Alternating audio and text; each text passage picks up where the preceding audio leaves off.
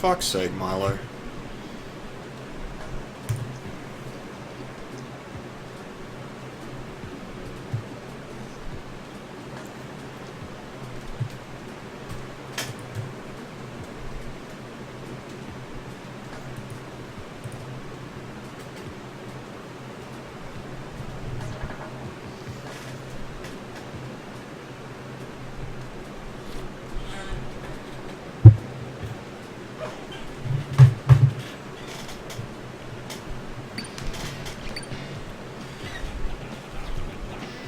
Alright.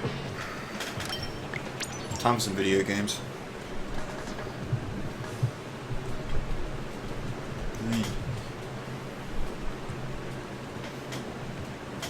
Create a stream title. It's the same one I always use.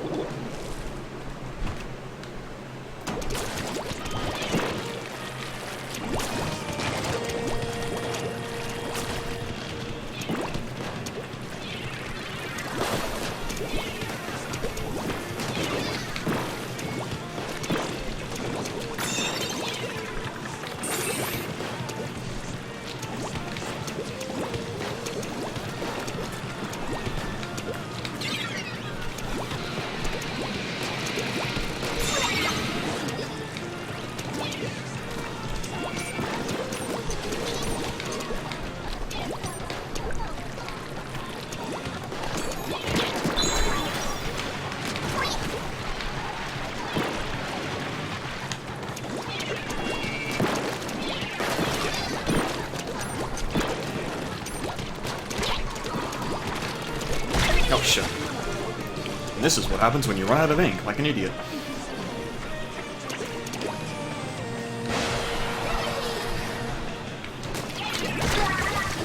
Oh shit.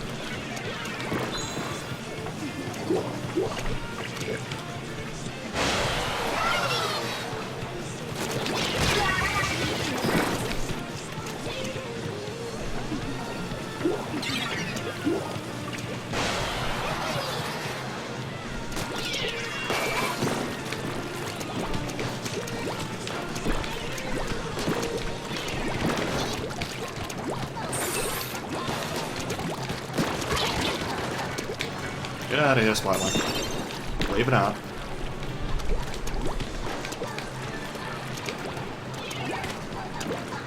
I'm just gonna not go that way.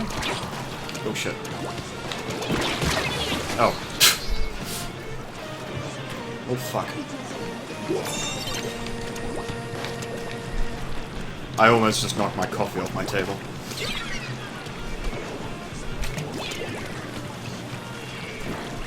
Anyway, we got a pretty safe push here.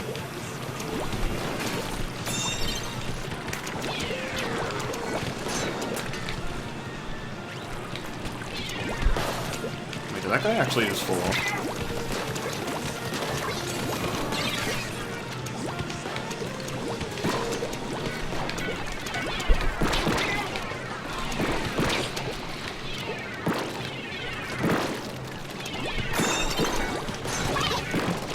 Oh! I just fell into like 3 people while shooting me once. I actually had time to crack him there if not for the blaster hitting me.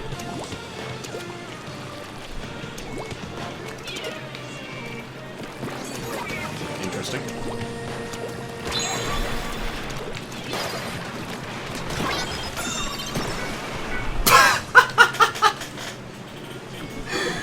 I kind of thought that might happen, but that just looked funnier than I thought it did. I thought it would. Oh, fuck, dude.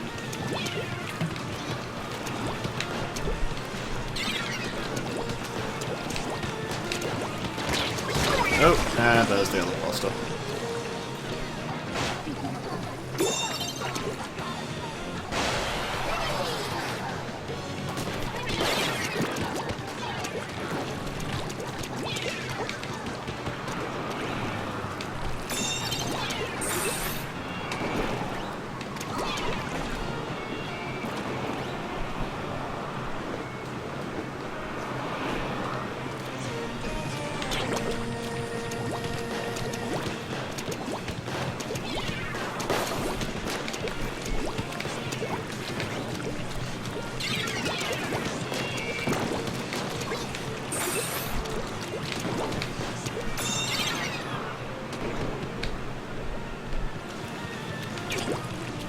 Ay.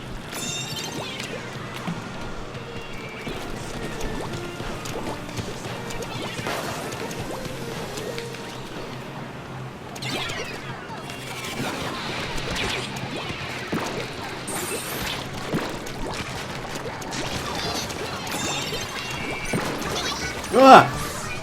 Shit.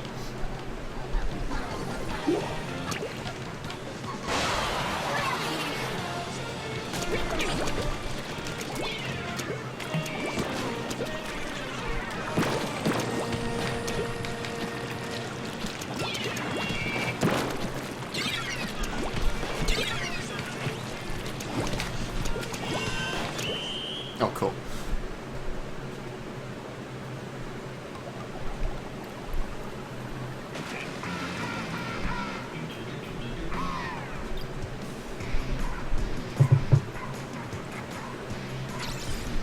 Oh yeah, the recovery thing. Like, yeah, I use it mainly for when I'm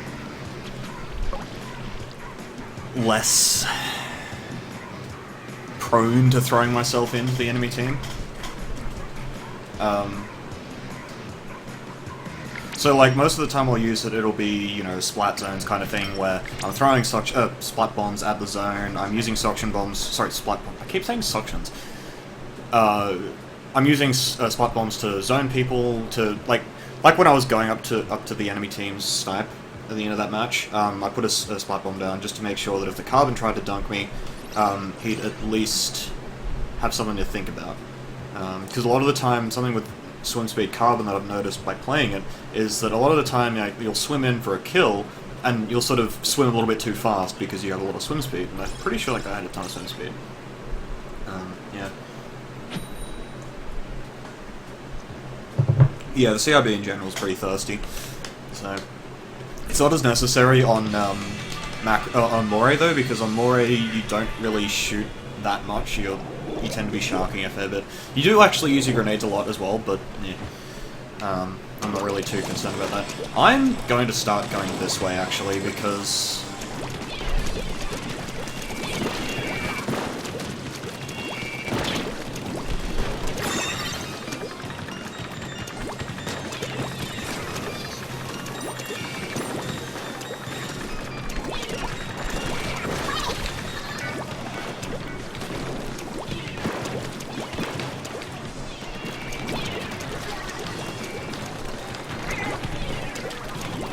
oh, hello. He's got Kraken, so he's gonna...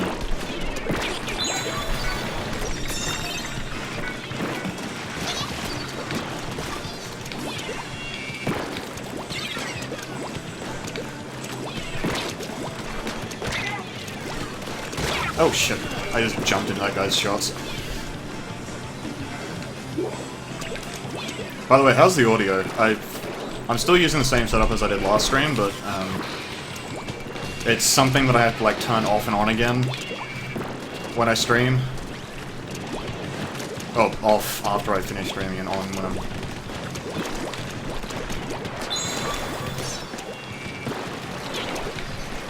Oh shit. He was a bit faster than I thought he would be.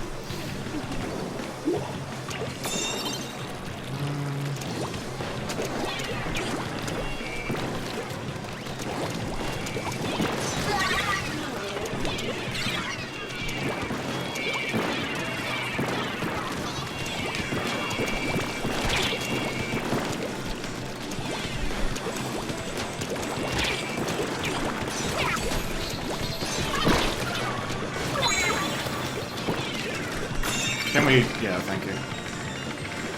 I actually didn't really mean to crack him there, that was just sort of an accident, but...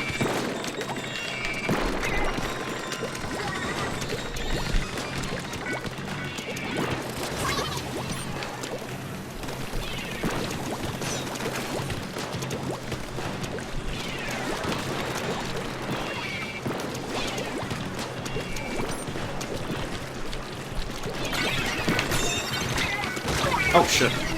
That was awkward. He was sort of bouncing a bit. The background noise will be because I live in Australia and I need a fan in order to not melt. So... I'm about to get jumped on here.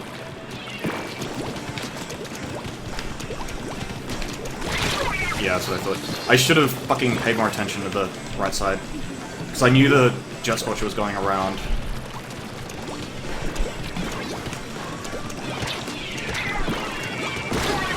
Damn it, I didn't get the...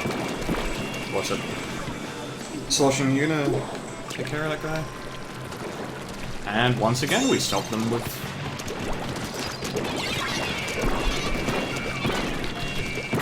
Okay.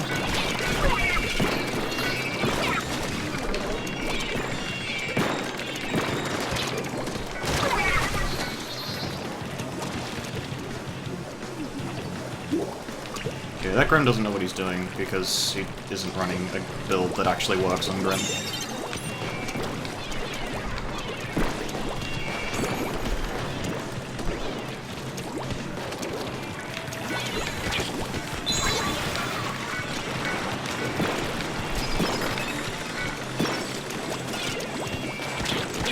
Oh, shit.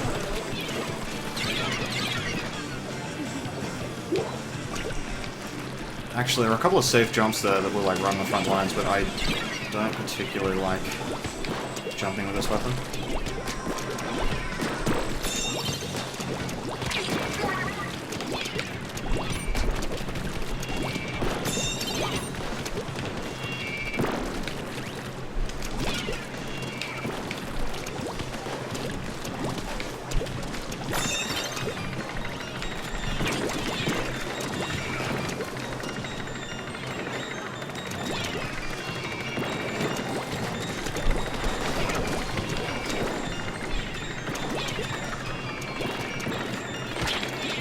Nope.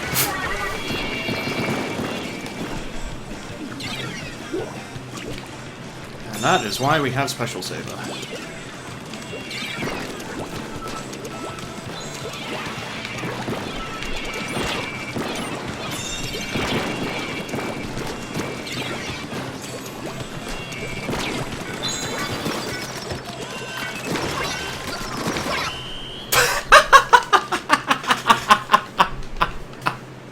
They're all in a tower, and I'm just like, yeah, sup, I'm a Kraken.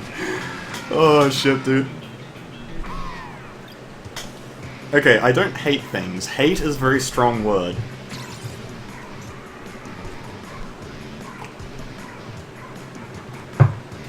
Apparently our Splush was a god. Not Splush, fucking Slosh. Machine thing.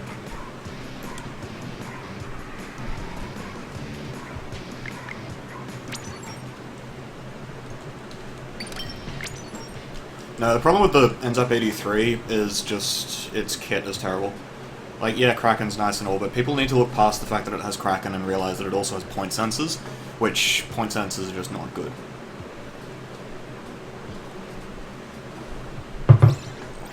Like, yeah, technically, like, you can't... a lot of people defend the NZAP 83 as like, oh, well, it's like a Tematech that has Kraken. Well, no, it's not like a Tematech that has Kraken, because... what makes Tematech good is the whole kit. Like, what makes... the range that the Tematech has is actually not great, for a lot of things, because, you know, the CRB outranges it, the Dynamo outranges it, the Krakon can trade with it pretty effectively.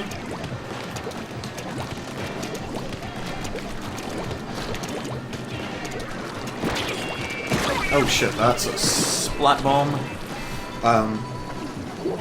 So yeah, like, if you think about it in terms of, like, how well the main does, then you're gonna be disappointed, because the main isn't actually that good. It's just a short-ranged thing, basically.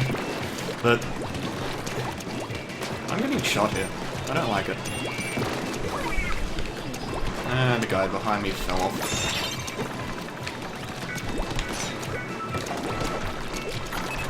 Ah, fuck this.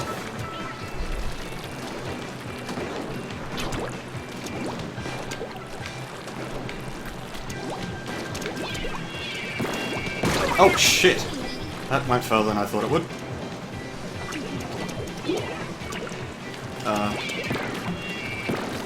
I'm actually going to jump to the tower in a moment. Okay.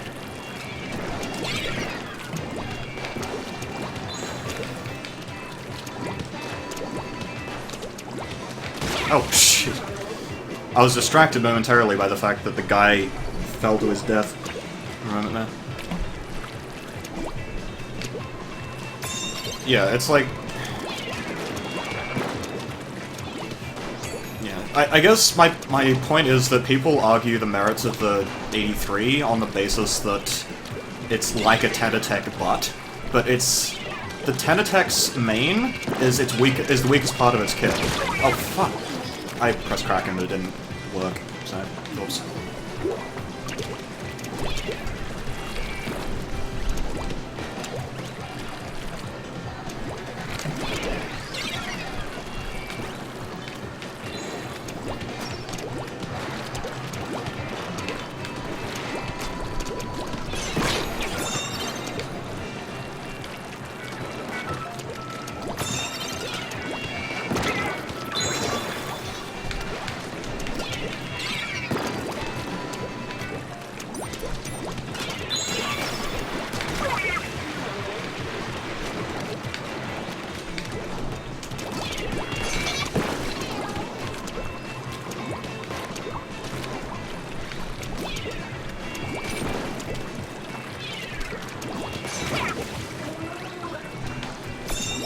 Oh. I probably should have stayed back just a little bit while my team was pushing, because there was no need to push up right there. Like, I wasn't actually going to accomplish anything by doing that. At least I kept most of my Kraken. Or still have, rather, most of my Kraken. Oh, hello.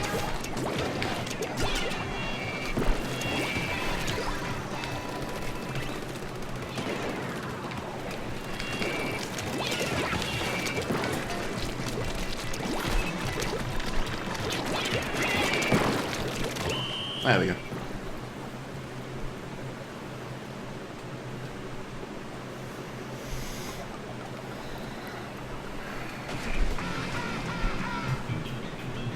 Oh yeah, technically the NZAP 83 does live alongside the Tenatech, it's just like... It's kind of like, you know in Harry Potter?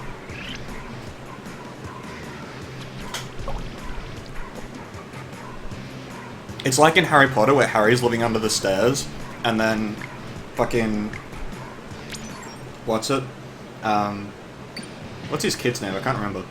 No, not Harry's kid. Vernon's kid, rather.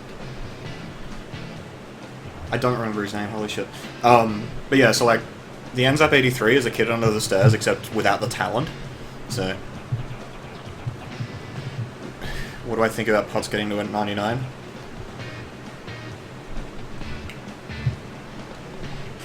I don't care. I'm gonna wash my coffee cup out.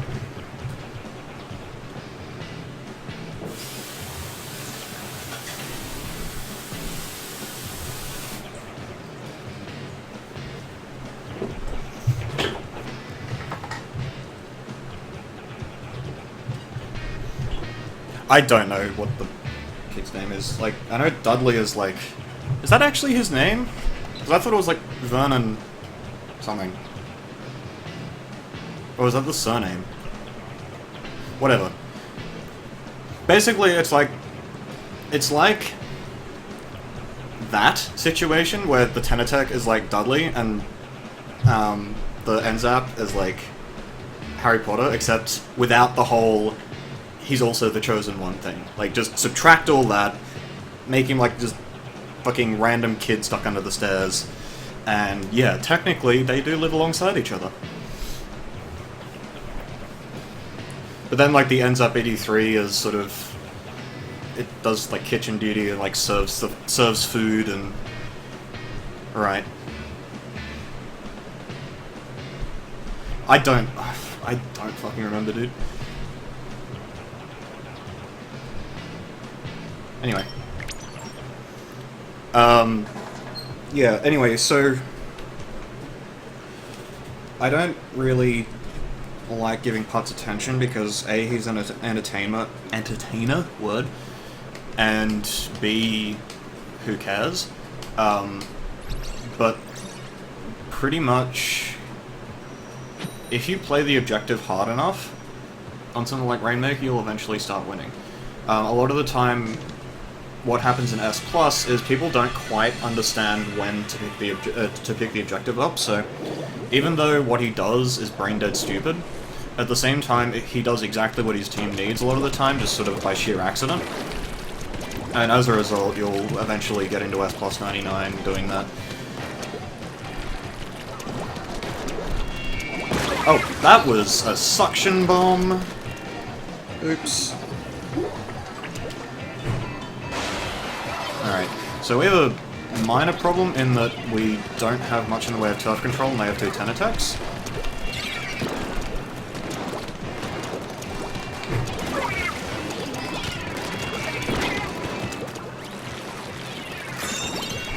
Oh, fuck me.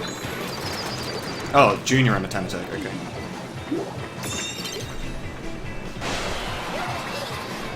However...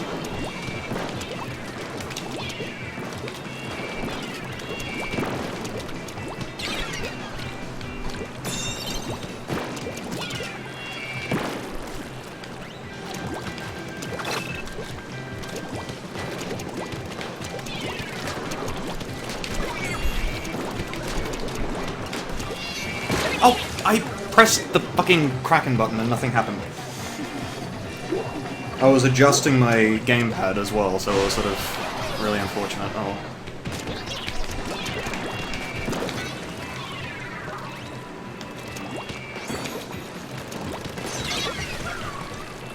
Oh, shit. Okay. That's a new leader. Okay, that was an okay push, but I'm not too happy about it, because if we lose control even once, we get pushed to like 30 for free. Okay then! That just happened, so I'm going to avoid that. Oh my fucking gosh, that's obnoxious.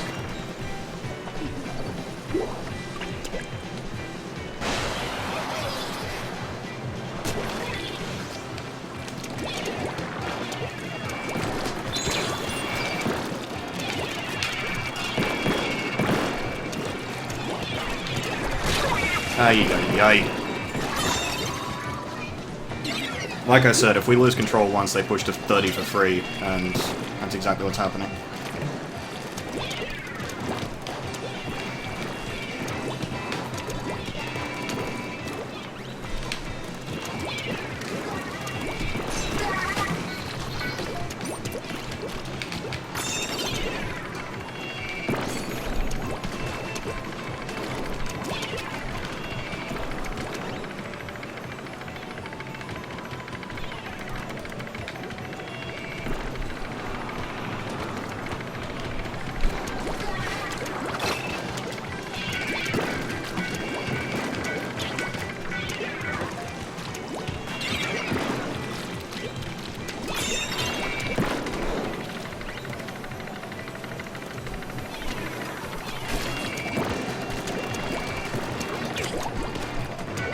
I fucking... this map sometimes, dude.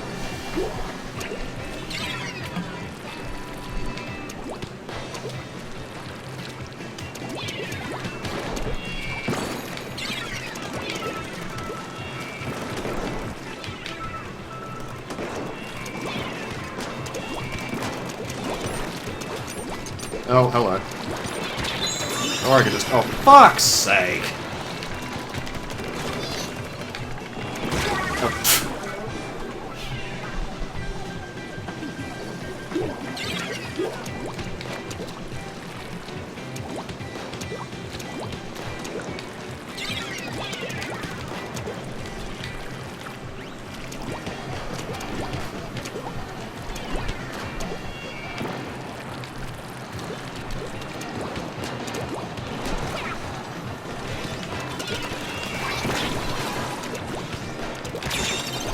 Oh, seriously? Alright. I don't really think this game is winnable, so I'm not really worried about it, but...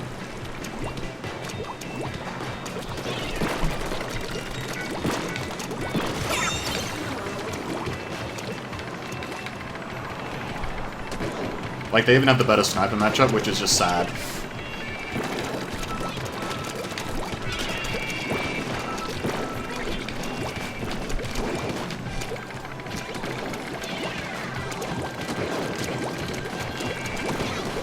It's moving too fast! Oh my gosh.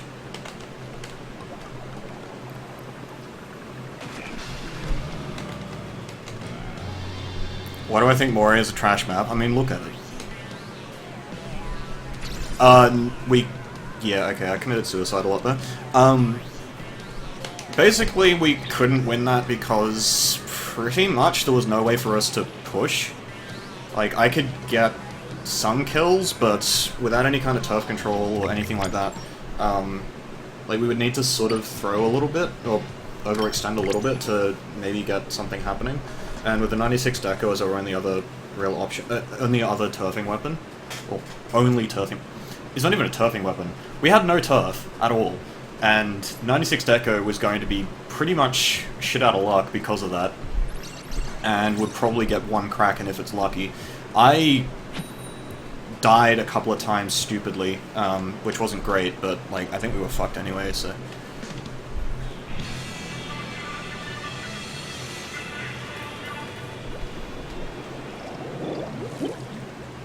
Alright, this is a much better team.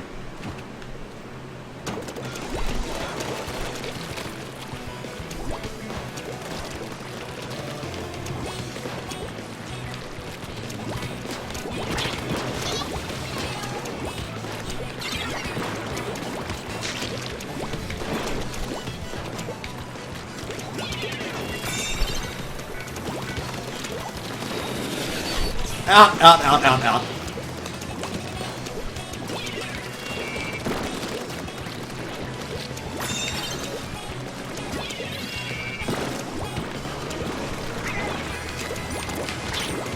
Oh, shit. Oh my gosh. Alright.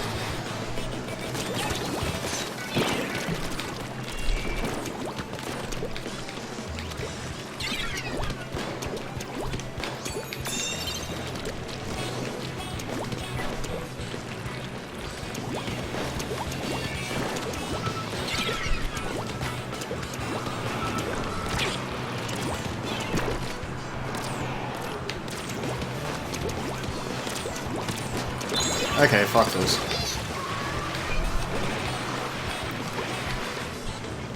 I don't like fighting with bamboos because even though I should be able to just kill them outright,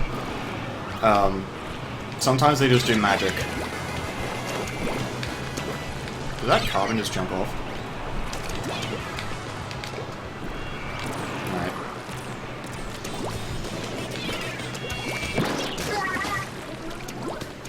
Oh! He actually saw me. Okay. Meanwhile, we're just...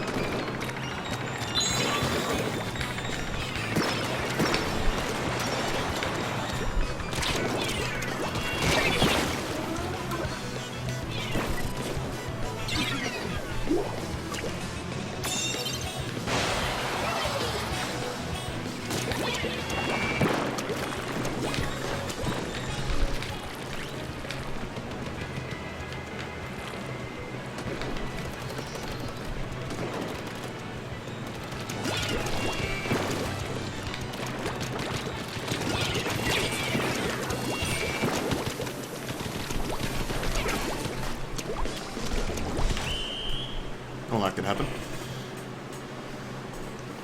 I don't play E-Leader, dude.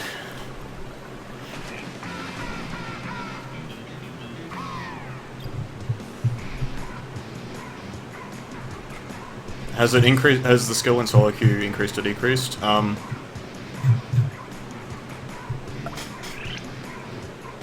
Hard to really say. I think S rank has definitely gone down in skill.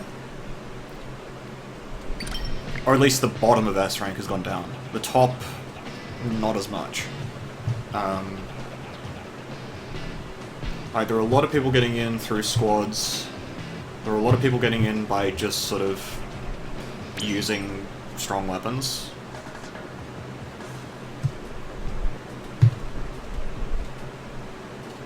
I used to play E-Leader, yes. I stopped playing it though because I didn't really have enough time to practice it, so I was pretty much garbage with it. I'm more or less of the opinion... Okay, not more or less, I am of the opinion that if an E-Leader can't hit most of its shots, it is completely useless to the team and should use a different... and you would be better served using pretty much any other weapon. The E-Leader is pretty much a... It's a gambit, in that if you... What you're doing is you're giving up a lot of turf control in the hopes that you will either A, avoid the lockout that happens when an E-Leader gets rushed down.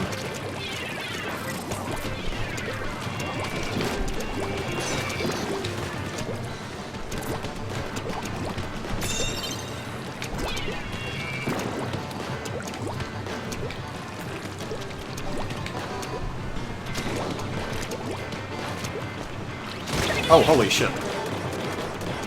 Okay, that was strange. I thought I was good for that, but I guess not.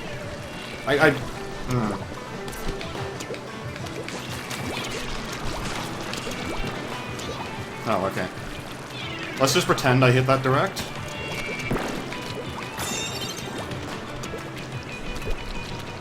I'm so dead. Okay, I'm not dead. Cool.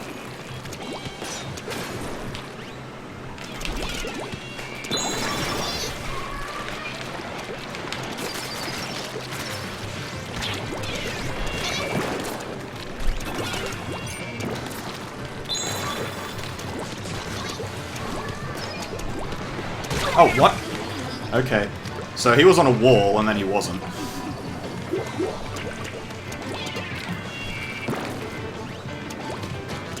Anyway, yeah, as I was saying, basically, E-Leader, don't bother unless you're an absolute god with it.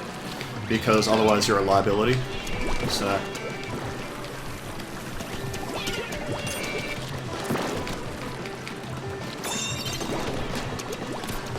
Oh, holy fuck. I should have guessed that was going to happen, but I thought it was going to be someone else, and I'd just sort of turn around and direct them, but then it was an Octobrush, and I died.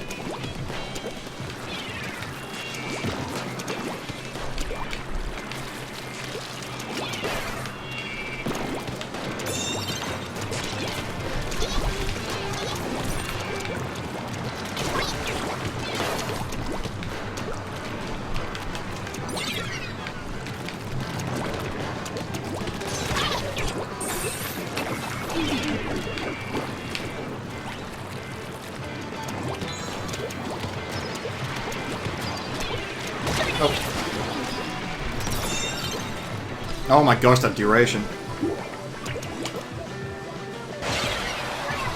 I'm good for this, right? I'm good for this, right? Yeah, okay.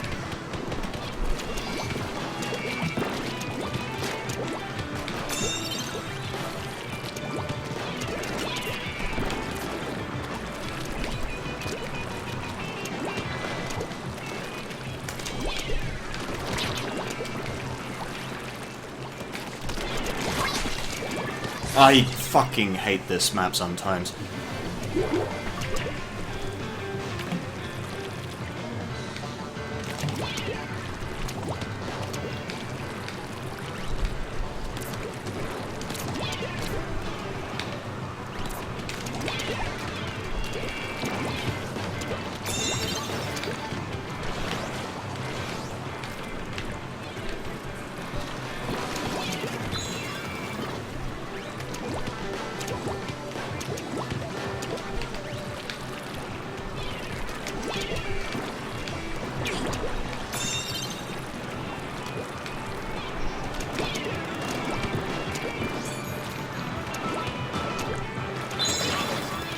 Excuse me?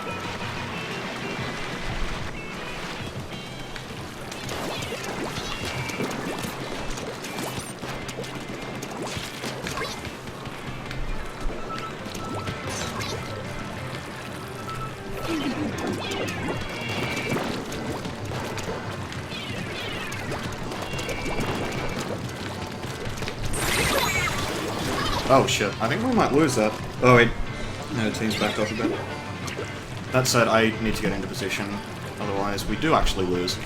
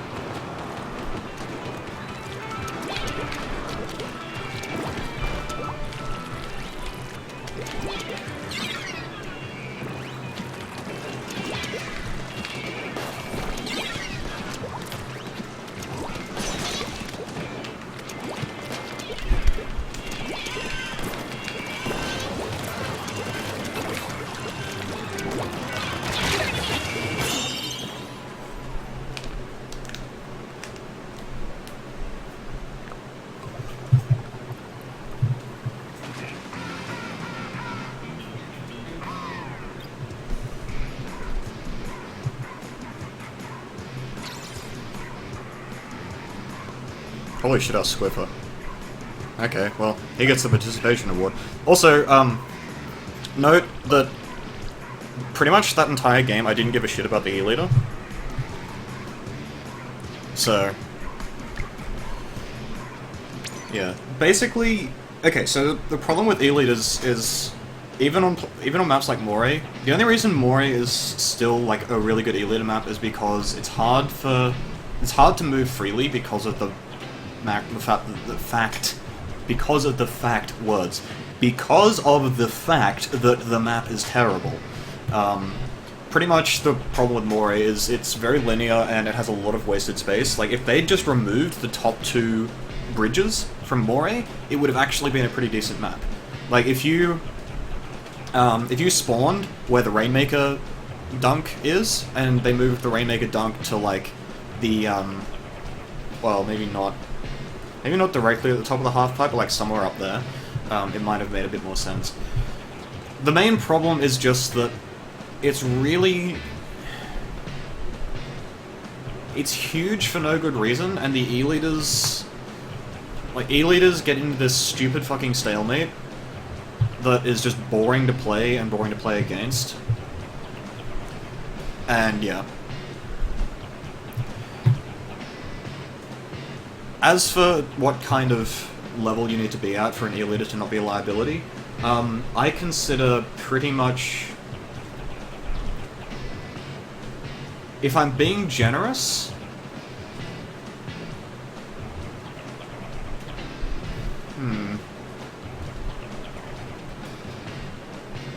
If I'm being generous, I'd say power level. Just to sort of name someone.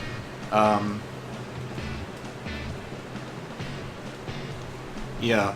I think generally, if you aren't actually godlike with the E-Leader, you go Splatterscope, because then you actually can contribute to a bunch of different things.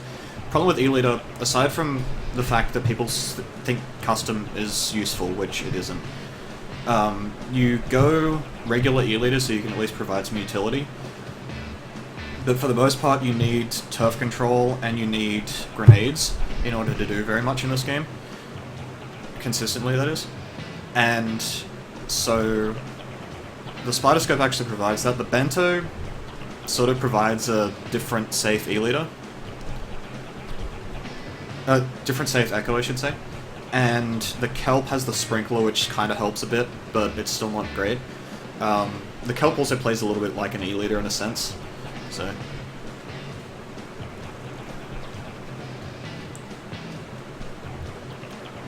Hexen, the number of times I have seen an E-Leader who was, like, considered good...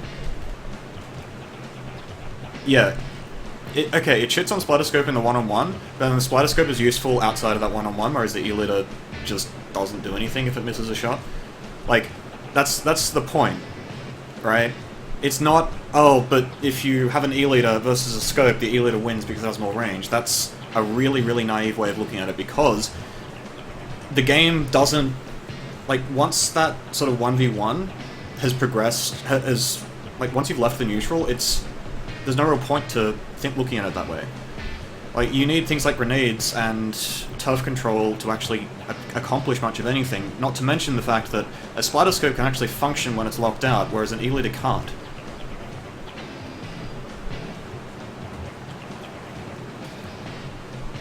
Like, you're much better off running something, like, you give up a little bit of slaying, a long-range slaying, in order to get something, to get more turf control, basically. When you switch for, like... Yeah, and again, it's like, you have to actually be really bloody good with the weapon.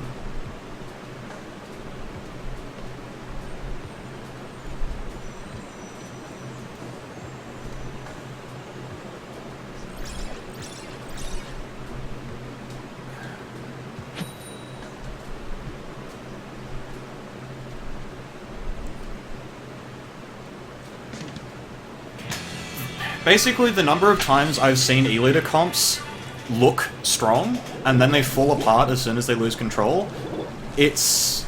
yeah, that's...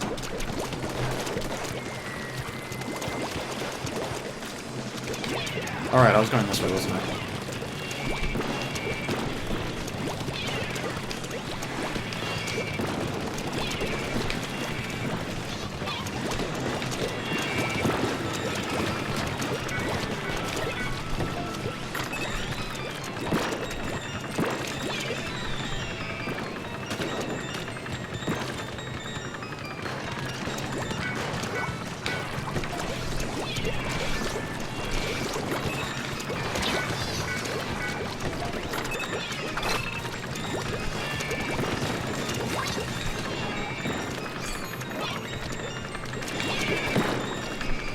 I guess my point is mostly directed at people who,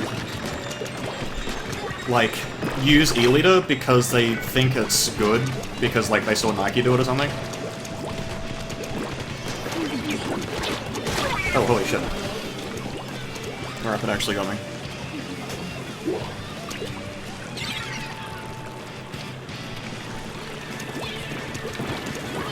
Oh!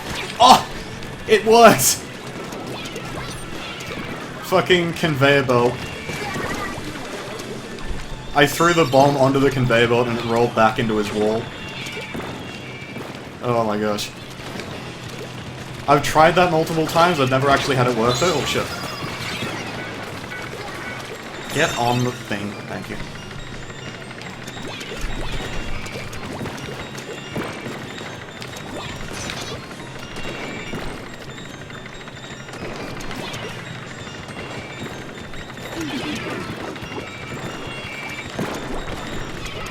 Oh, holy fuck, he's there.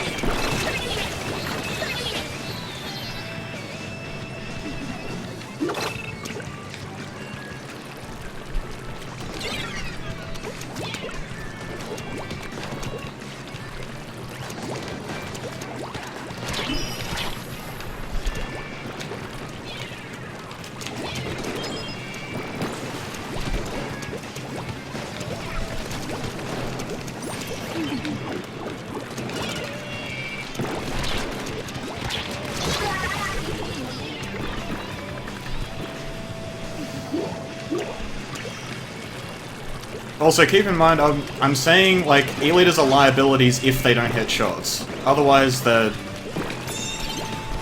potentially game-breaking on certain maps, otherwise just kind of decent.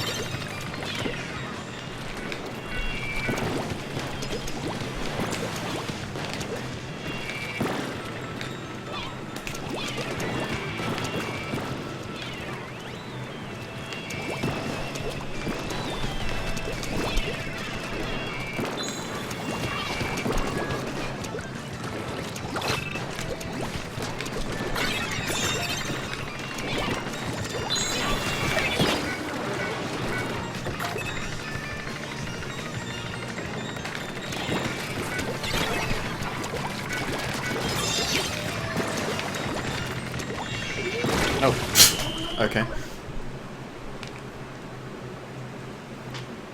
Yeah, the fear's always there, but it's...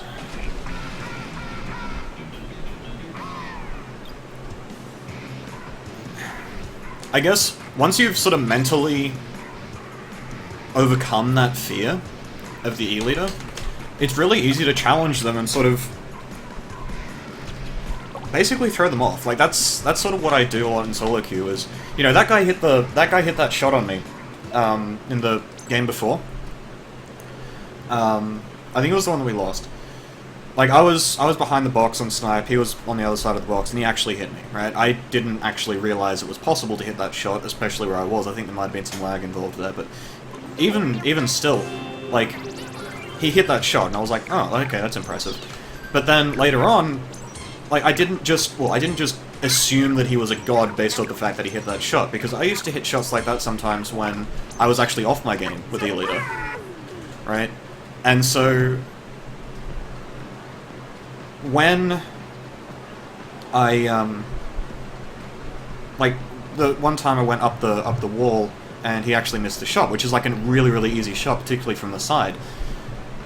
I was like, oh, okay, well, he fucked up. And sure, he went 12-2, but actually no, I think this was a game that we won, because he went 12-2, but I think he lost. And yeah, he went 12-2, but it's like, the 12 kills didn't really matter, because we were still pushing the tower really hard. And when he was out of control, he couldn't really do anything. Like, you look at E-Leader shots as, or rather E-Leader kill deaths, and like, I don't think there's any other weapon in the game that has such a massive difference between its least useful kills and its most useful kills, or most problematic deaths, I guess. So, like, an E-Leader could go 12-1, and that one death could be what costs them the game, and the 12 kills could be inconsequential. Like, they could just be on a fucking quick respawn Luna, right? Yeah.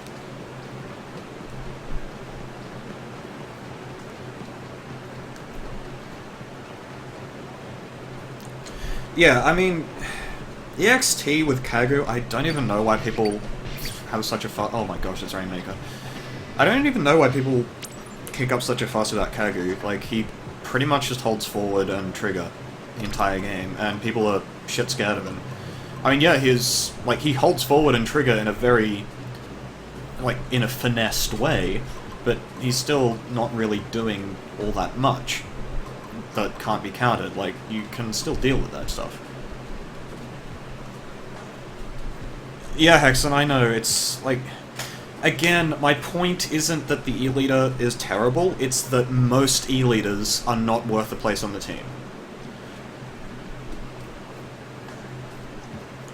I obviously haven't played against Kagu very much, so I'm just saying, I'm saying that on the basis that what he does looks like the kind of stuff that I'd probably be capable of doing. Like, perhaps I'm overstating it, but... Or, I'm not saying that I could do what he does, but it doesn't seem particularly over the top. Like, it's not some of the crazy shit that you see, like, the Japanese stars doing, although I know that's an unfair comparison, but,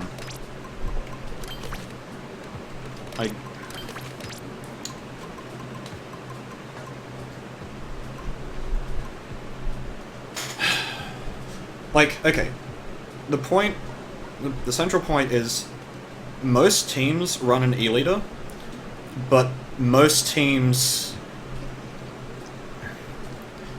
run an E-Leader, but most teams shouldn't run an E-Leader. They would be much better served using something else.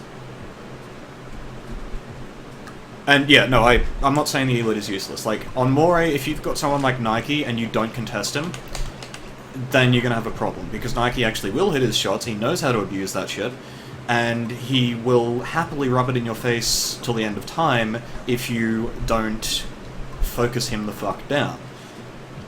Which opens up the map for the rest of his team, so whether that's Sendu and Kitten, or Sendu and Fuzzy, or whatever.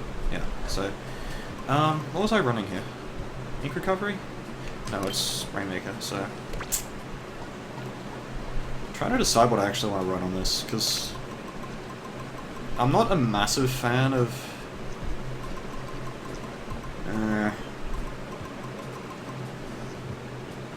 I don't know.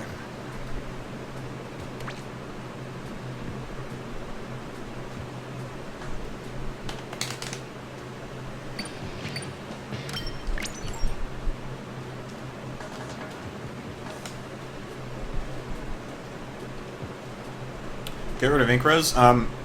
Yeah, no. we aren't playing squads, dude. We aren't playing competitive. People don't paint, so I'm gonna need this shit.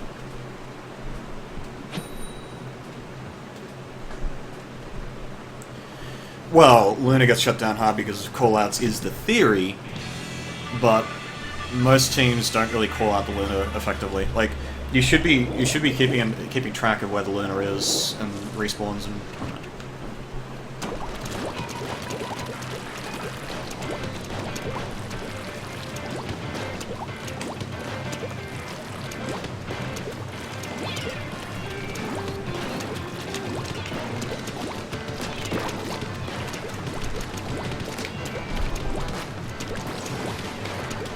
He's out.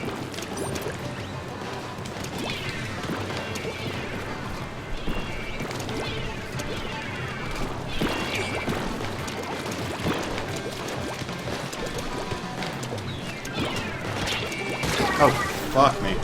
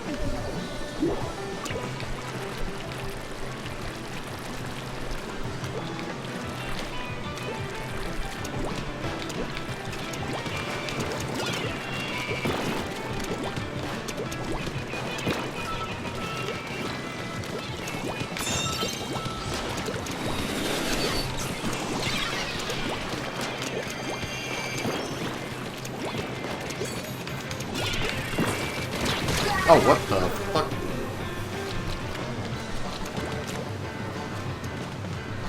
Looks like there's a stealth jump party at that bunker.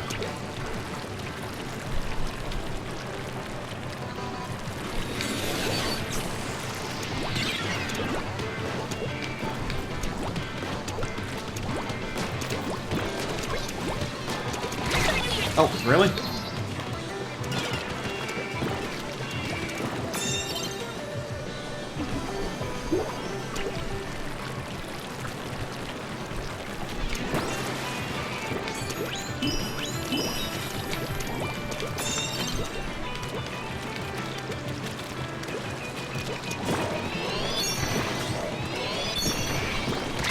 Oh my gosh.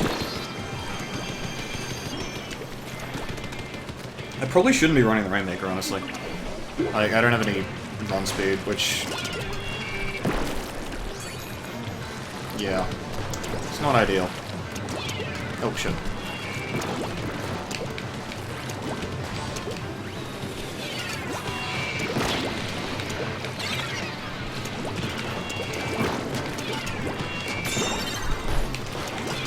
Oh, really? Holy shit.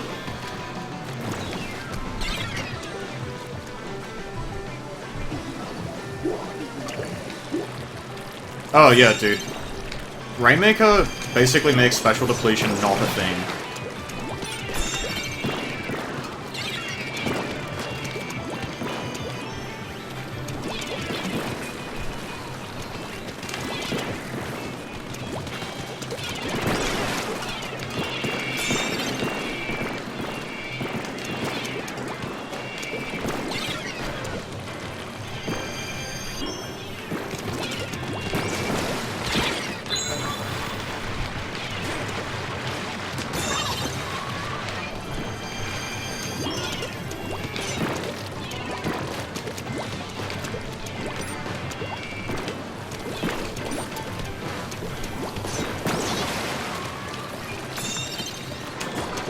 Oh my gosh.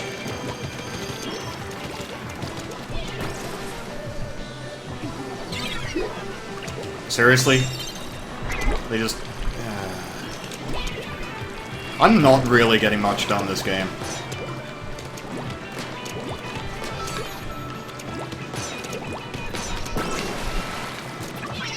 Someone pick it up? Someone pick... Okay, I'm fine. Ugh.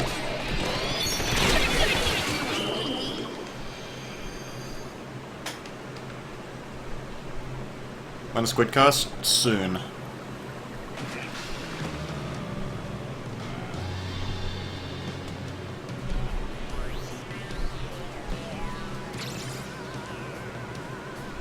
Yo, that Luna. Oh, that was unfortunate.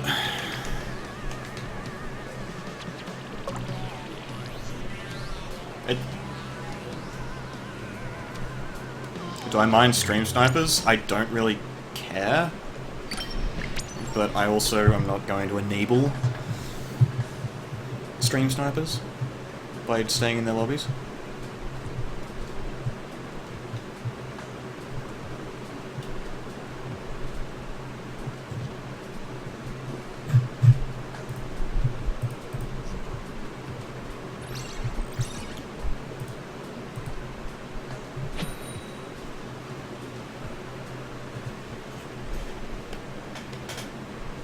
Hammer's kind of dumb. Like, I don't mind it because normally it's fine, but when you have... Like, you need to actually understand the map to play it. Okay, that was the most fucking platitude statement I have ever made. You need to understand a map to do well at it. What I'm meaning though is, like, there's a lot to understand, I guess. Holy shit. Okay, so I just shot the wall, and that's why I didn't get a double kill and instead died.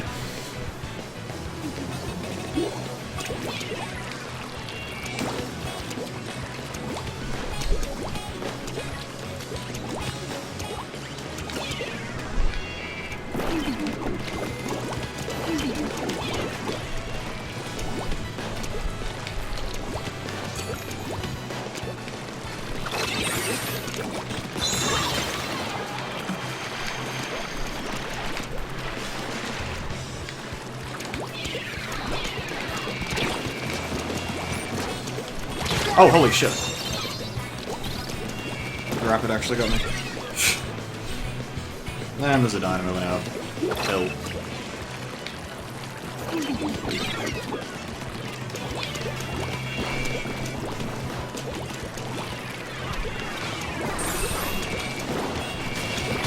Excuse me? Ay, ay, ay. Okay. Good job, team.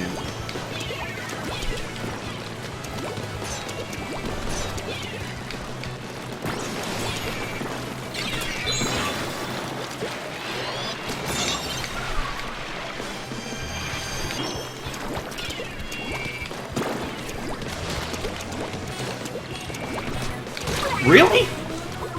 Oh my gosh, I fucking shot his feet again.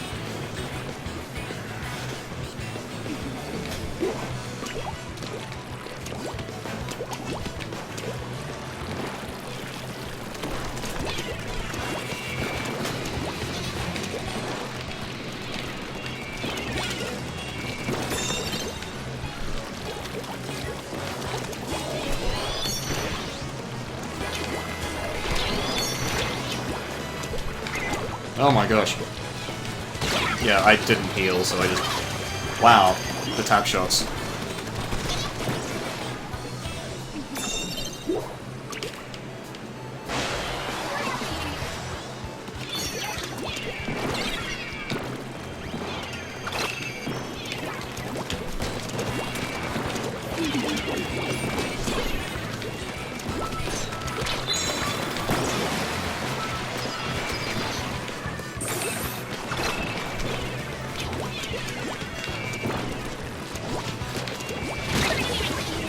Okay, that's annoying.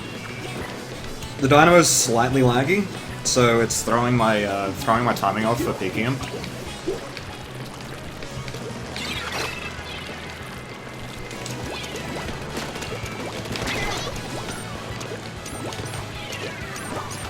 Oh my gosh, why?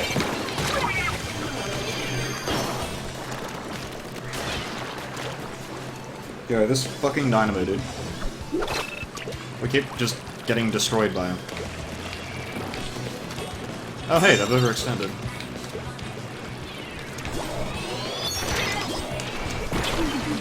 Oh, what?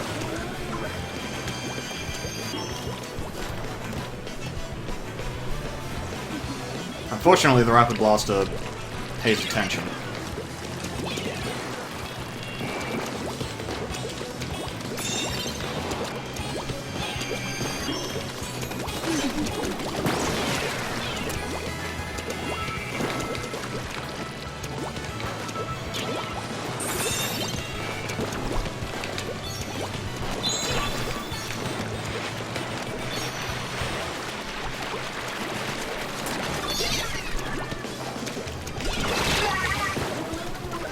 That was a fucking dynamo assist, holy shit.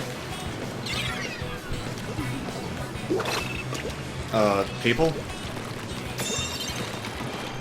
Oh my gosh.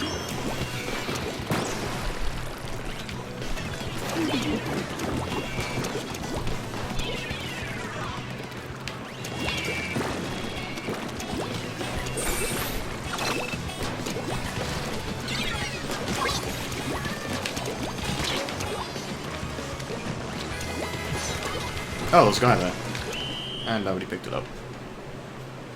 Am I getting tilted? Are you fucking for real?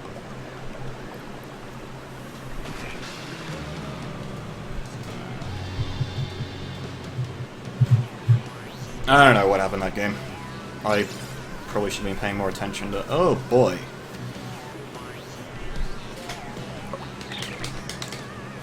Yeah, the Dynamo got some fucking jank kills on me.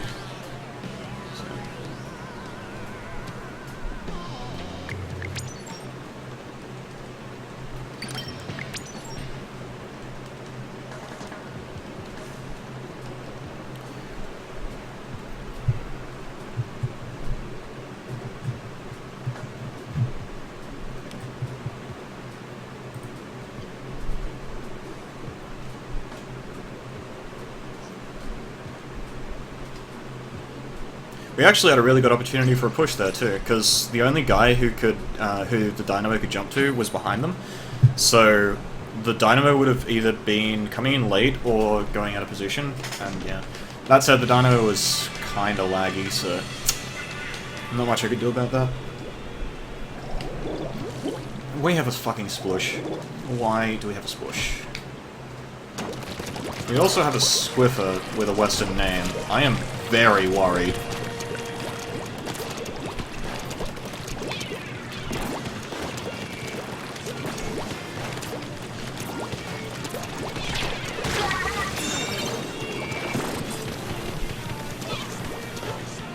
Okay, he didn't go paintless, he was just really slow. Alright. I didn't see anything up there. I was like, oh, nobody's gone that way, and then suddenly someone has. I should probably have super jumped.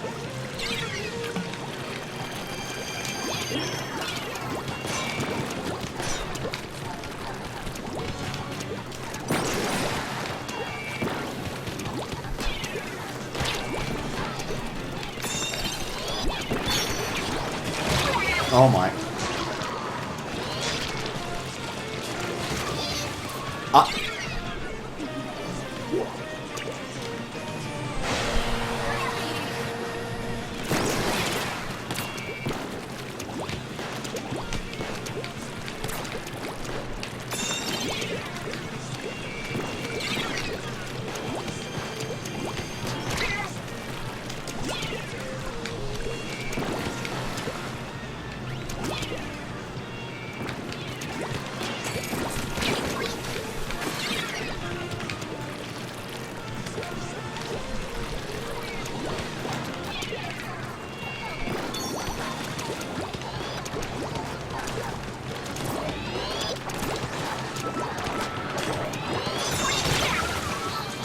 Okay.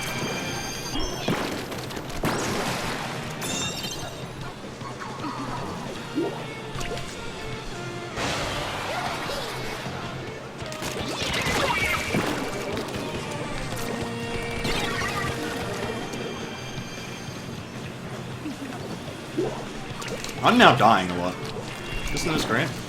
I need to go back into the range for a bit, I think.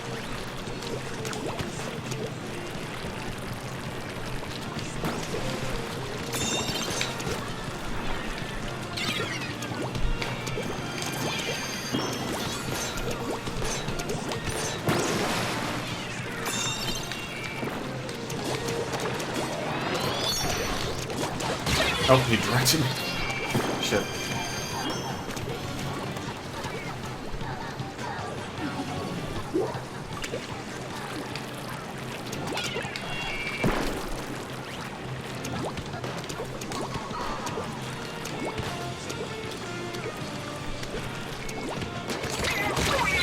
Okay.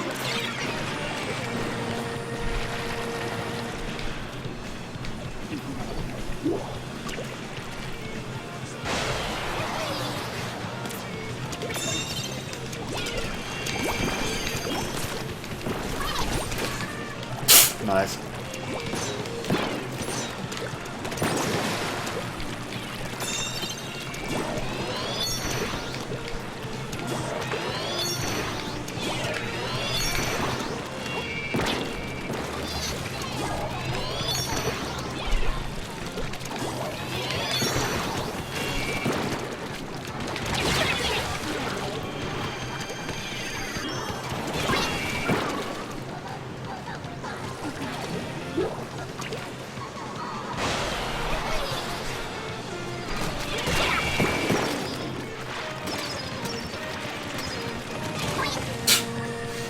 I don't even know, I'm sort of feeding at this point just because I can't be bothered, and our team apparently is godlike. Actually, it looks like they have a disconnect.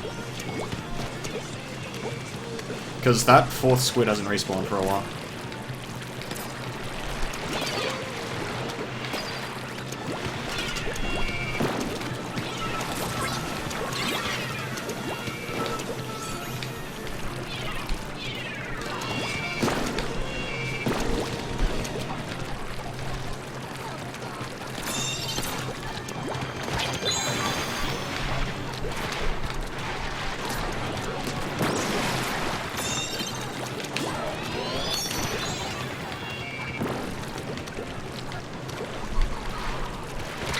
Alpha.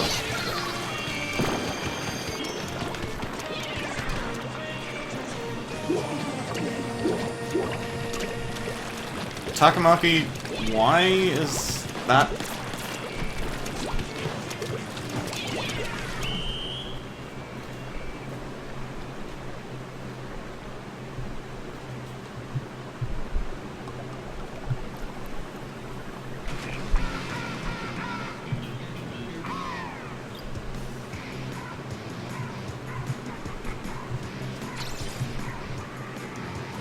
Yeah, 3 and 9. I just fed the whole game.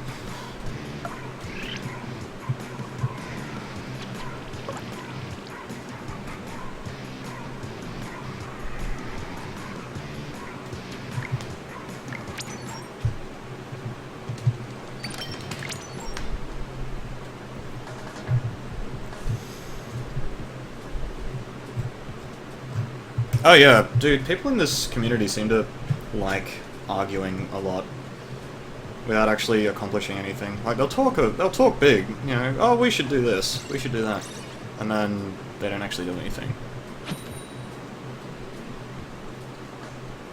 And then when things actually get done, it tends to be like path of least resistance kind of thing.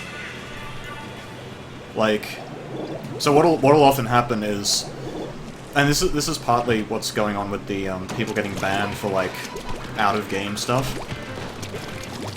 Like it's ridiculous that people would. Oh my gosh, I keep missing that.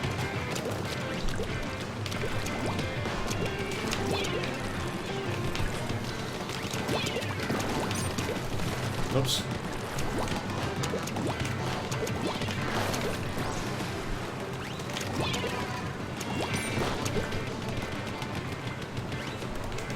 I get the distinct impression that they're focusing me.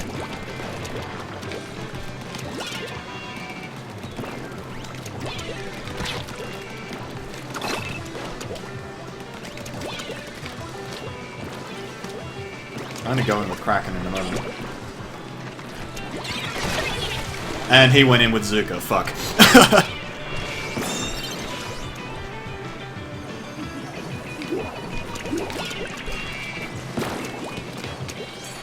Oh, we got the W because they had a disconnect.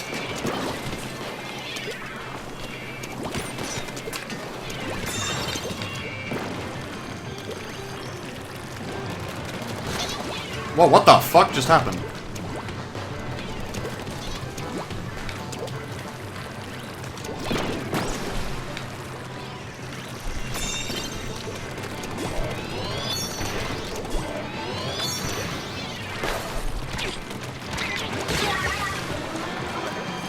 I just got shot.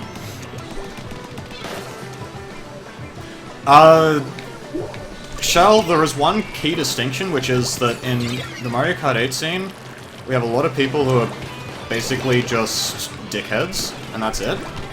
Whereas in the Splatoon scene, we have a lot of people who think that they're doing good. Like, they think that they're morally justified or whatever. Which, yeah, isn't great. I'm not gonna challenge that. I'm just gonna...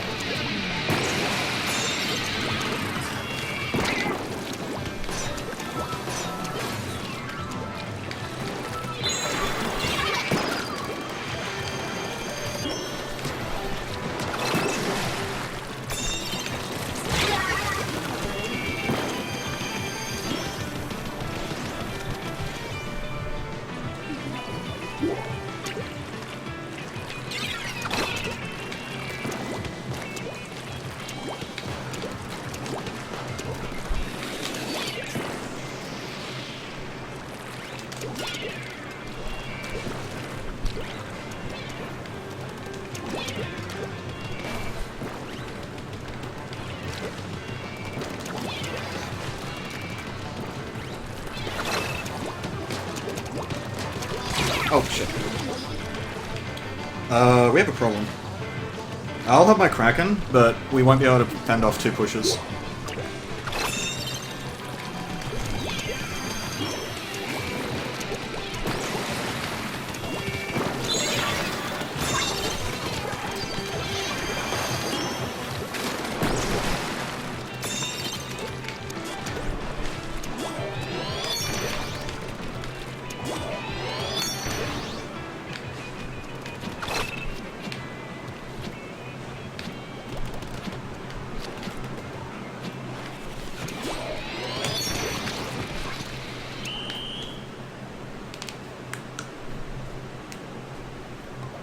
Alright, can I just say, one of the problems that people are...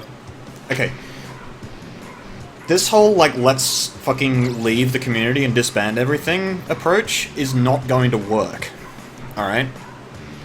Because this is what happened with the Mario Kart 8 scene, and have to emphasize this because I know some people who are watching who are sort of in that kind of boat of let's fucking quit.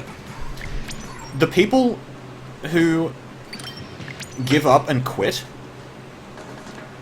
like, you aren't actually solving anything. All you're doing is avoiding the problem, right? Because this is what happened in Mario Kart 8, right? Was when the shitters started reaching critical mass and started, like, harassing people and getting away with it because there were just so many of them and all that, what tended... Like, literally the reason why we couldn't ban people for harassment and whatnot is because we didn't actually know who was doing it. They were using, like, fake names and shit. And we knew the group of people, we just didn't know who specifically. And, like, if we got it wrong, then they would just fucking use it against us and, like, say, oh, you... Oh my gosh, what is this game? Right? Which led to a whole bunch of people quitting.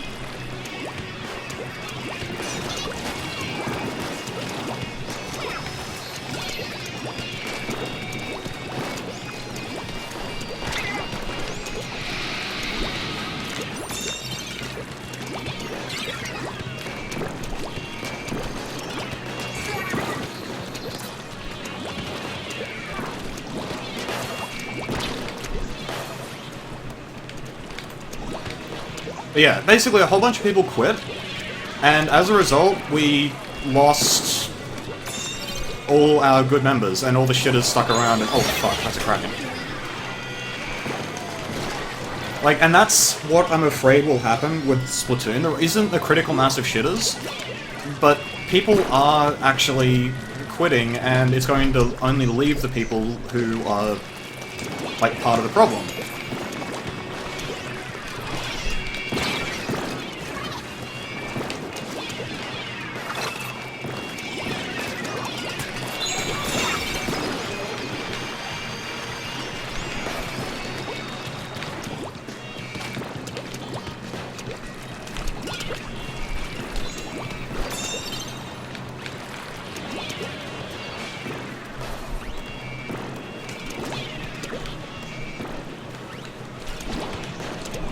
Oh, shit. I was slightly out of range there. There isn't really a problem, it's just that people are leaving, and when they do, they will create a problem. And, like, I'm not blaming the people who are fucking victims in this case, but I am cautioning against taking drastic actions like just giving up and leaving the entire community, just because a couple of people are saying mean things. Because every time someone leaves who isn't a shitter, the concentration of shitters increases, and I hope people can see that.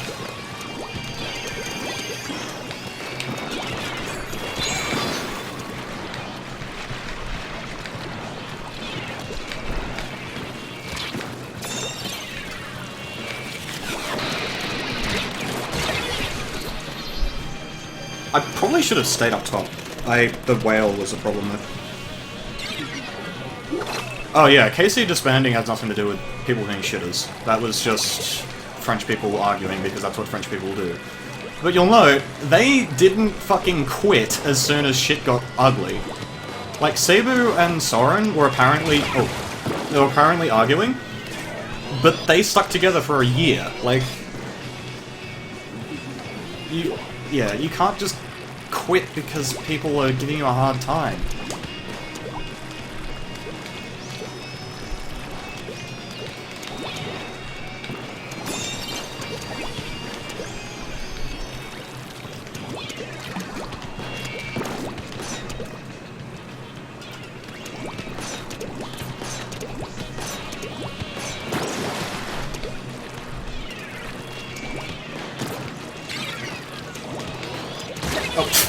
I was trying to be a...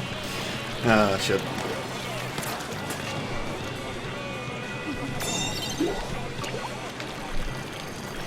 Yeah, it's not great when people do that, but...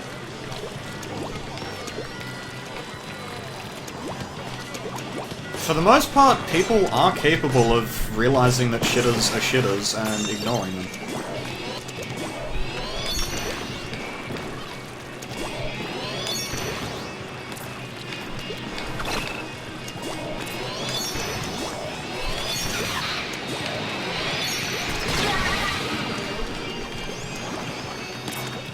Should have shot that earlier, I might have been able to dodge, but... Oh.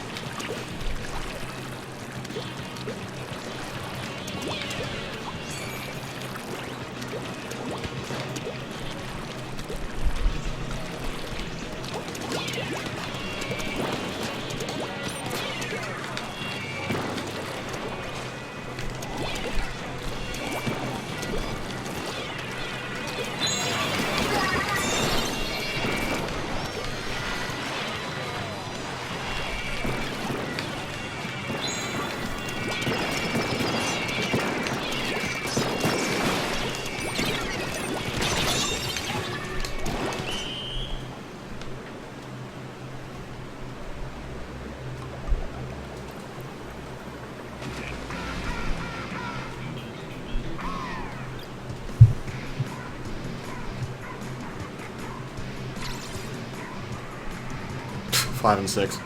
Yep.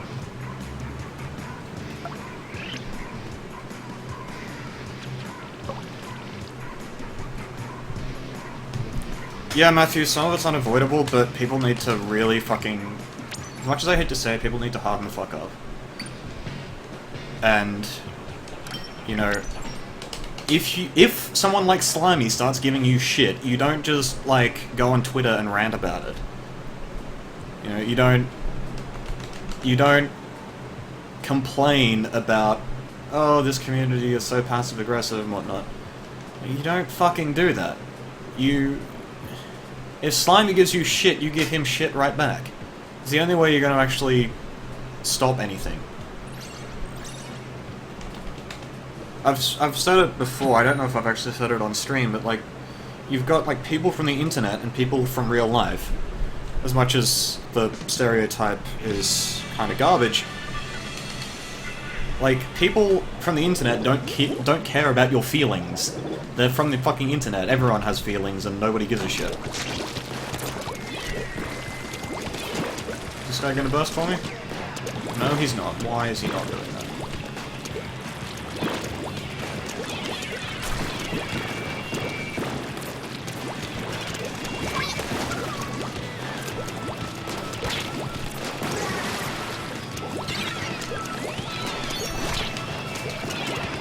Oh shit.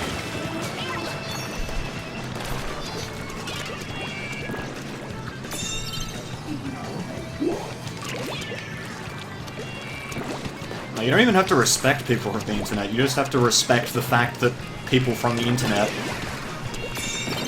have different outlooks on things.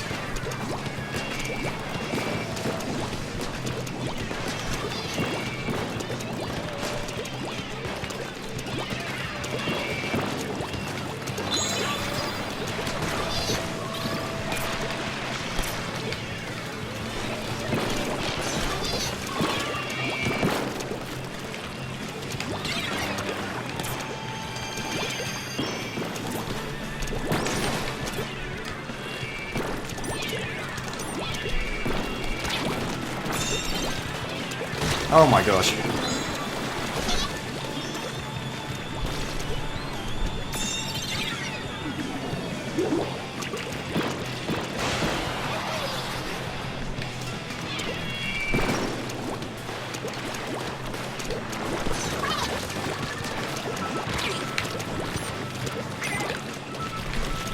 Oh, I didn't fucking heal, dude. Ah.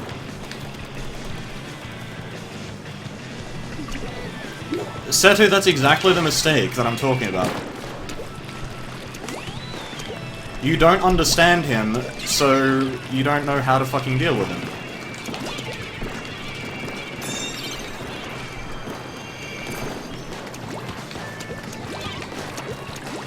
Like, people don't understand how people like Slimy work, and yet they think that they're just going to accept the whole moral fucking... moral argument, because that's what would... I don't know.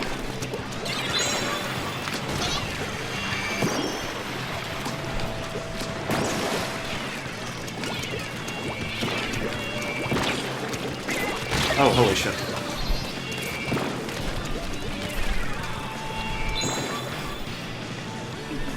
Oh.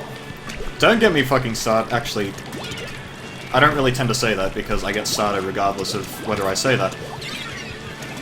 Speed tests are a fucking joke because they don't actually fix the one thing that they're supposed to. Because all people do is, like, ping their ISP and get fucking 100 up and 100 down or some shit.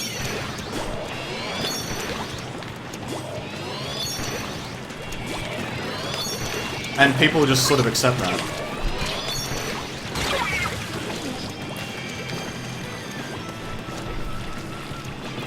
You don't fucking give Slimy chances? What the fuck?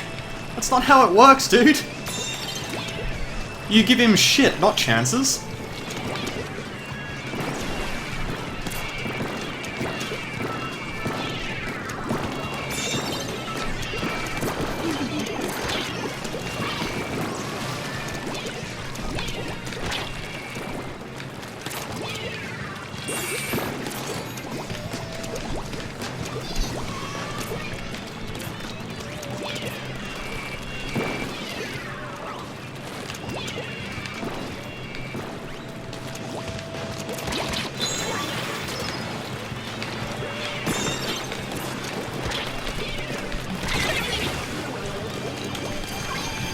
Out of our base a little bit.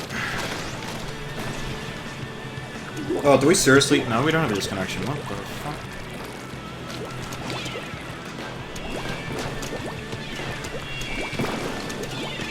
Holy fuck, dude. Am I playing against Sendo all of a sudden?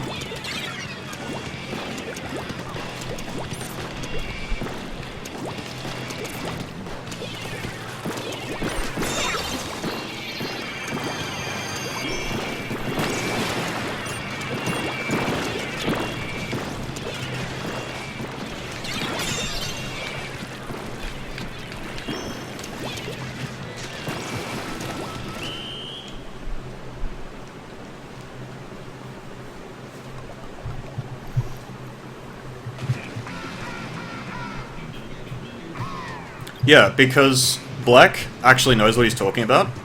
Speed tests mean absolutely fucking nothing. Like, okay. I'm really tempted to stream this, but I'm not really sure. If I go to speedtest.net, and I do a speed test... Gee golly. Let's see, speed test. Let's just ping Optus, because that's technically my ISP. My ISP uses Optus as a carrier. And what do you know, 25 up, 25 down is what it should be. Because, well, it's 24.1 or some shit. It's currently doing it. Have I ever seen a community fix its problems? A lot of the time, those problems don't really exist to begin with, because people don't, like, complain about every little thing, and how their feelings are being hurt. Or rather, if people do, nobody cares, basically. Alright, so yeah. Ping 1 millisecond. Hang on. Can I just want to see what the image is first, before I... Alright, there's no IP on it. Alright, so this is what happens when you ping your ISP. Now, if I go test... Note the fact that my... Oh, fuck. I don't want to do that. Stop. Stop it. Note the fact that my ping is 1. Because I'm pinging my fucking ISP. And that's what happens when you ping your ISP. Let's see. Where's... Los Angeles? Los Angeles, that is not Los Angeles. That is Los Angeles. Ish. Oh, it's San Francisco, actually. Oops. That's Los Angeles. Okay. So, let's just ping fucking Time Warner.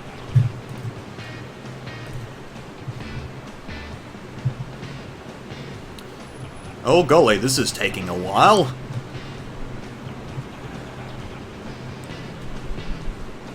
Actually, this is pretty good, considering. I think Optus must have got its shit together, because that's 177 ping, and I'm assuming... Well, actually, no, because Optus uses the,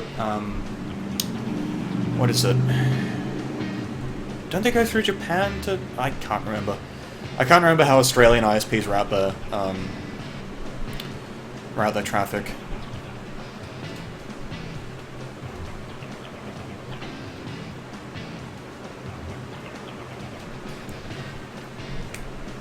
Okay, so apparently my ISP is less incompetent than I thought they were.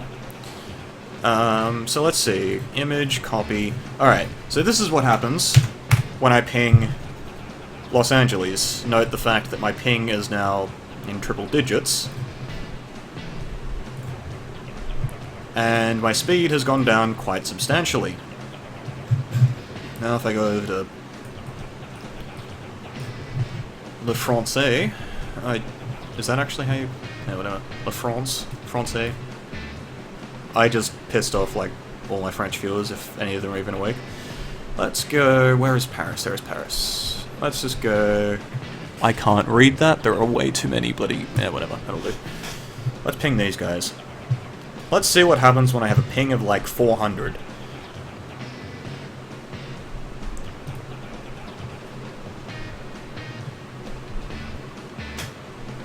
Oh, 300, there you go. Ooh, that's much less exciting.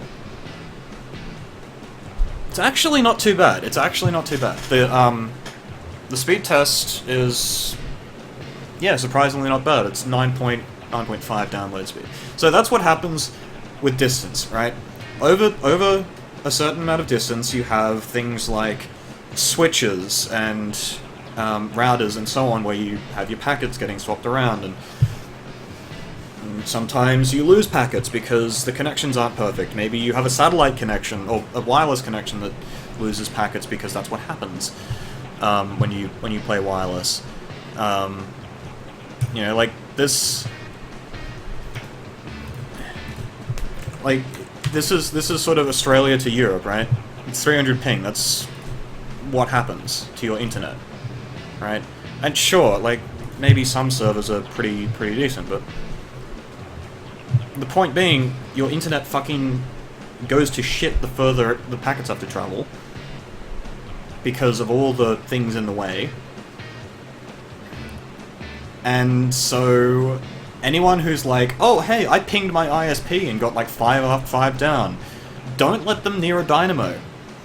Or a game where they're playing against people from another continent, because they are going to lag like fuck. There's also the problem with routing where, I know in Australia there are two sort of main pipelines, I guess you could call them. One goes up through Japan directly, I think one of them goes out into Southeast Asia or something. I can't remember exactly, but like one goes out of Western Australia, one goes north, and one of them gets to Japan like direct, the other one like takes a detour through US or something like that to get to Japan, and the ping, even though it's the same distance, one takes a round trip, the other one takes a direct route, and as a result you have different latencies even among ISPs, because in Australia that's just how it works. So, yeah, the fact that people think that speed tests are remotely relevant, and worse still, that people think that speed tests are all you need to verify if someone is lagging, is fucking laughable. How it should be is if you have problems with people consistently lagging, you fucking disqualify them. You don't ask for a speed test. You say, you know, two or more teams complaining about them. There's a pretty fucking good chance that there's a problem. If your ping is 20, your ping is irrelevant. Well, actually, it's very relevant for online gaming, but ping in a speed test is completely irrelevant. Unless you're pinging, like, the server that is closest to the person you're playing with. In which case, then sure. But, yeah, it's just, no.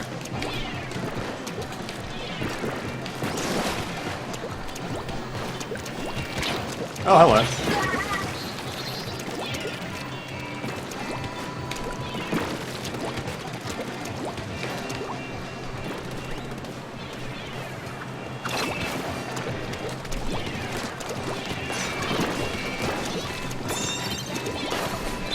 Oh, fuck. I lost my Kraken!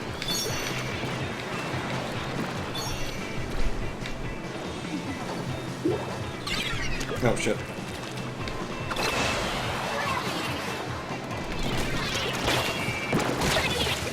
Rip. Probably should have gone for my Kraken first.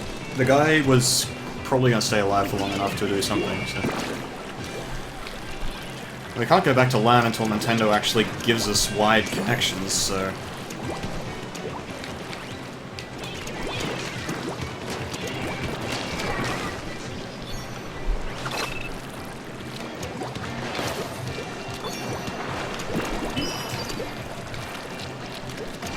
Oh my!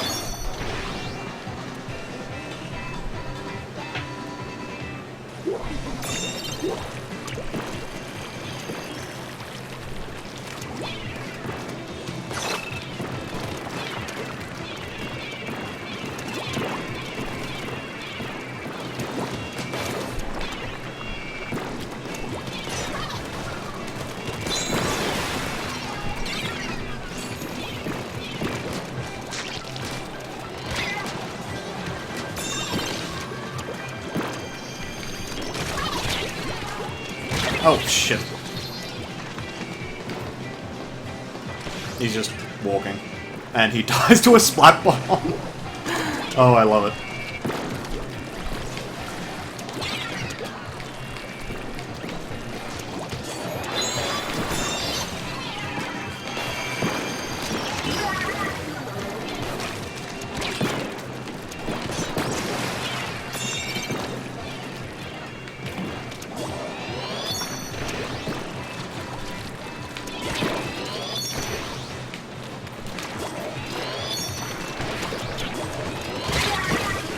Let me just sit it in here for a bit.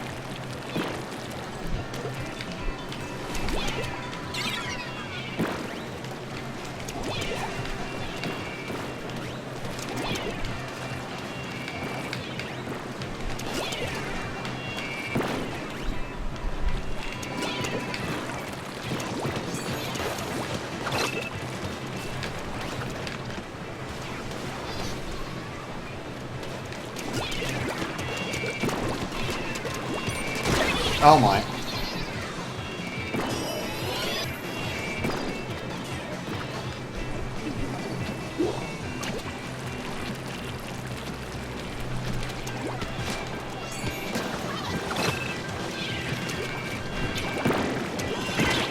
No! What? I was clicking the button. Oh. Do they even have time to do anything? Oh shit. Oh shit. Okay, so I was clicking the button, and nothing happened, and then I just died.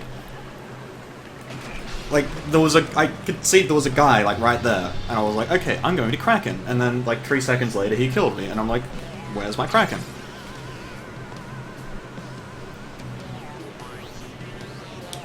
So, yeah, I just fucking... I don't understand what happened there, but... Cool. Like, the guy was echoed and everything, like, I knew exactly where he was, and I was like, okay, well, he's gonna fucking rush me down, because he's a slosher, and that's what happens. Ay, ay, ay.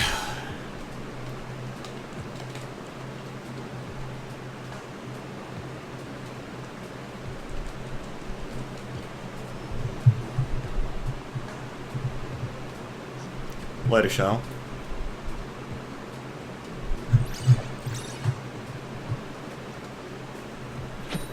Yeah, like, part of the problem with, well, not problem, with Counter-Strike and whatnot, pretty much it was established by people who, like, spent all their time on the internet anyway, so nobody gave a shit about people's feelings, it was just about winning, right? If you won, that was what mattered. And sure, there were dickheads that you didn't really want to play with, but at the same time, you'd sort of make allowances for the fact that maybe they were skilled players.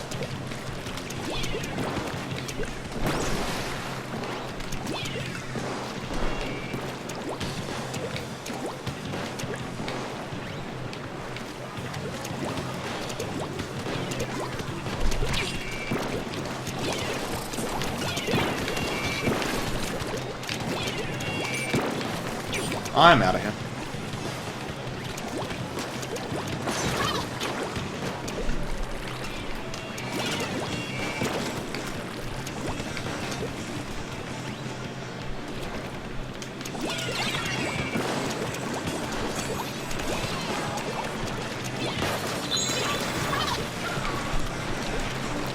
Well, that's unfortunate.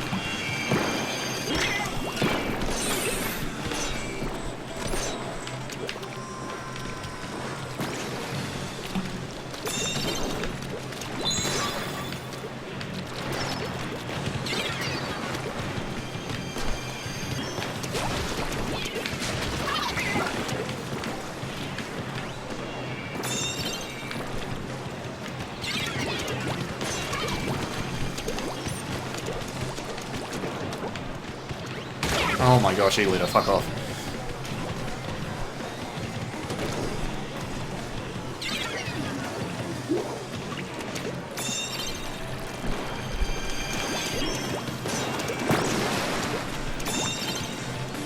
Reset it.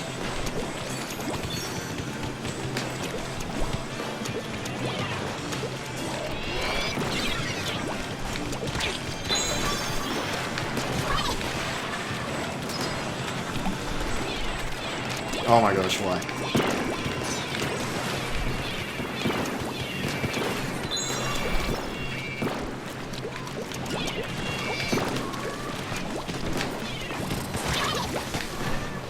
Excuse me? Okay, cool. We have a decent shot at this?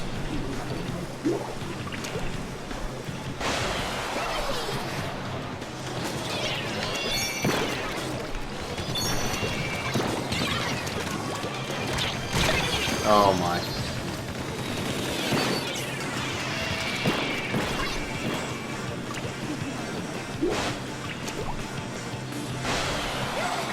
Yes, team, that is your cue to push.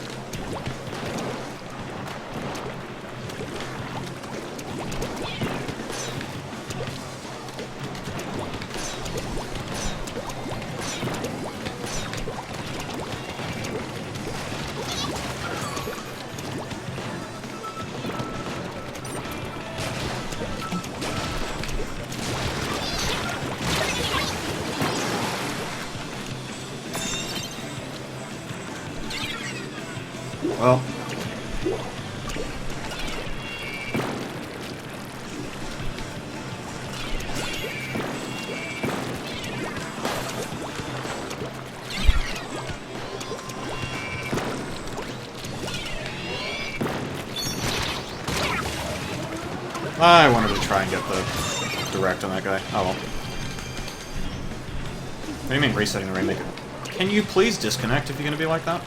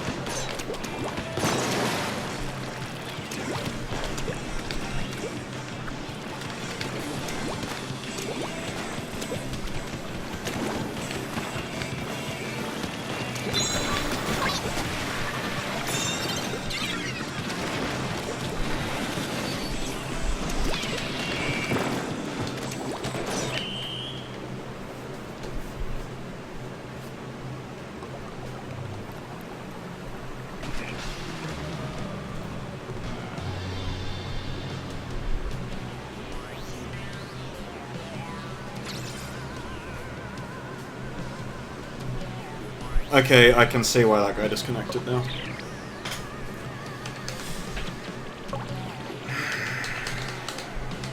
Still, dick move, but like, come on.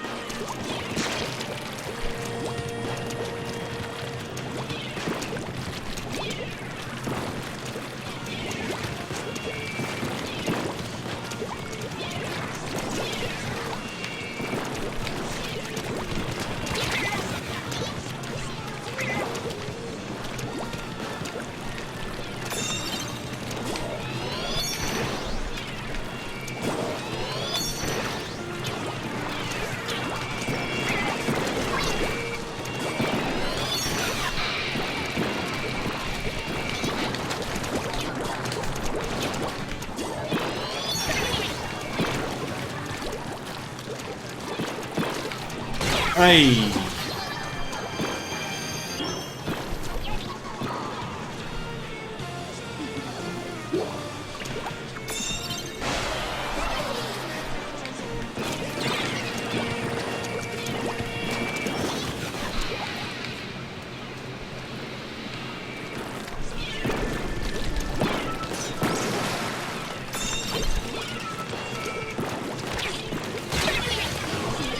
Should have actually waited for a moment there, but yeah, we should get the knockout still. Cool.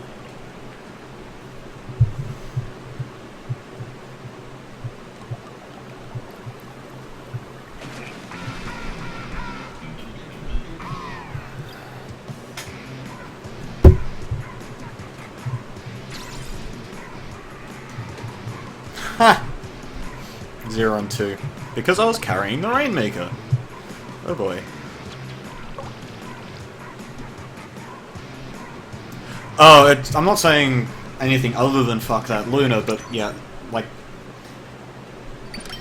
I didn't realize that he was actually doing that well. I could tell that people were dying a lot, and we were still losing for some dumb reason, because people were just not picking the thing up. But still, it was... yeah.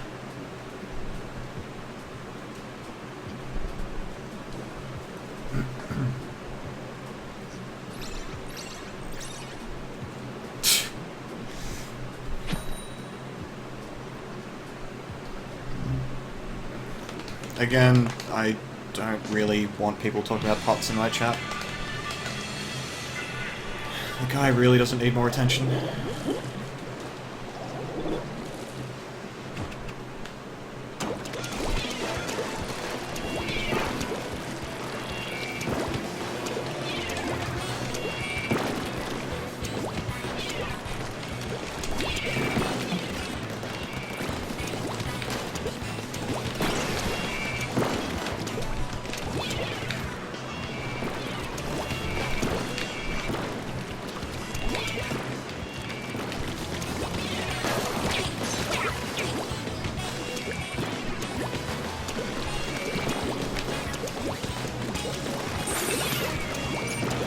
that a fucking arrow meme?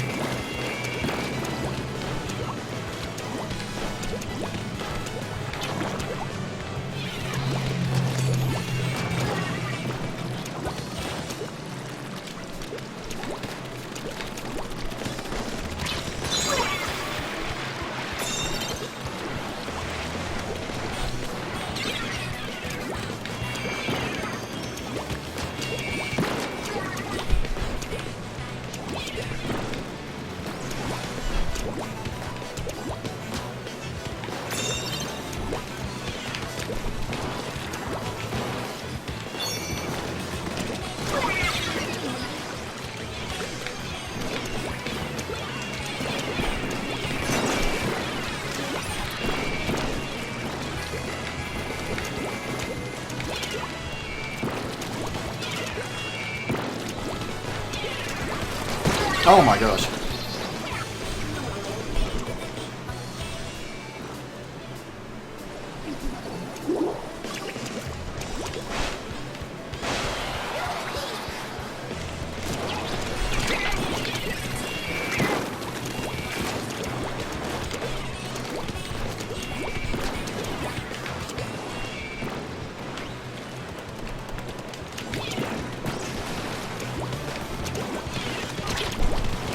Oh sh! Hello, Zuka.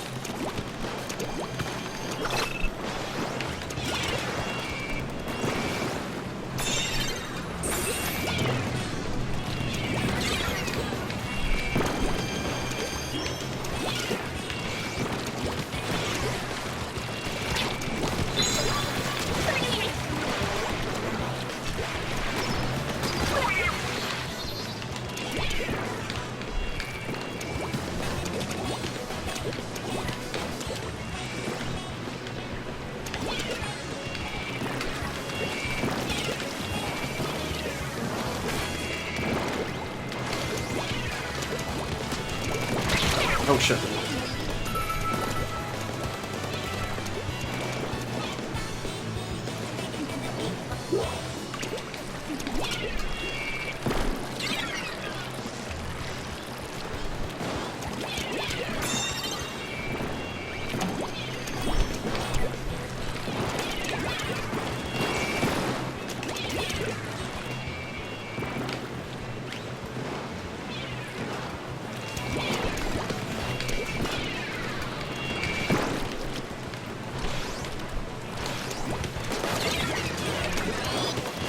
Oh shit. That's bad.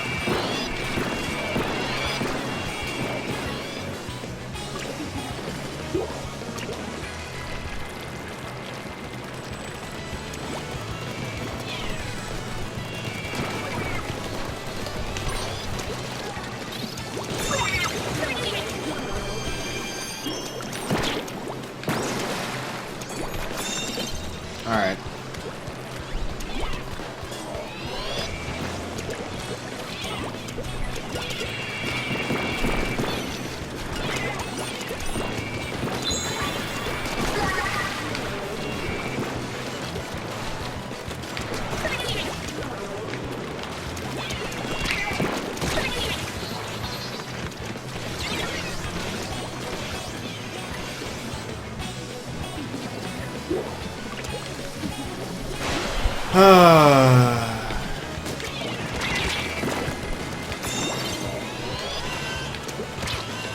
No!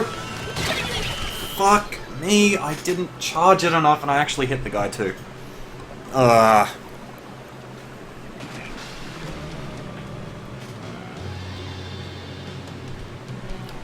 In EPSCA, low tier weapons in their place in the meta, they don't have a place in the meta and that's why they're low tier.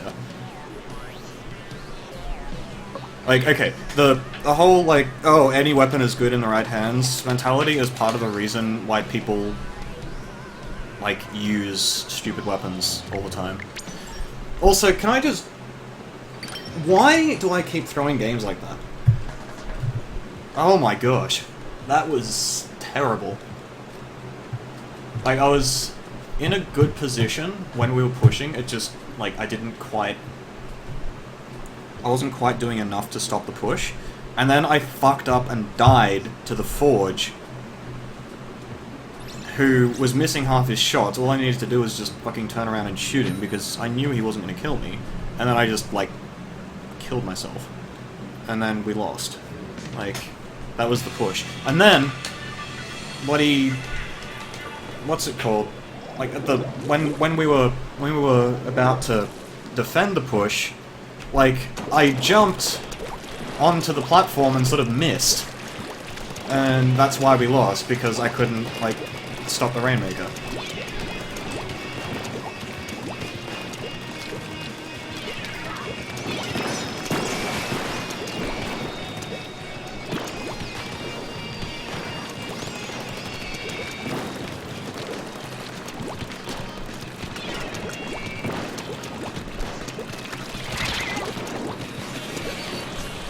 Ay, ay, ay.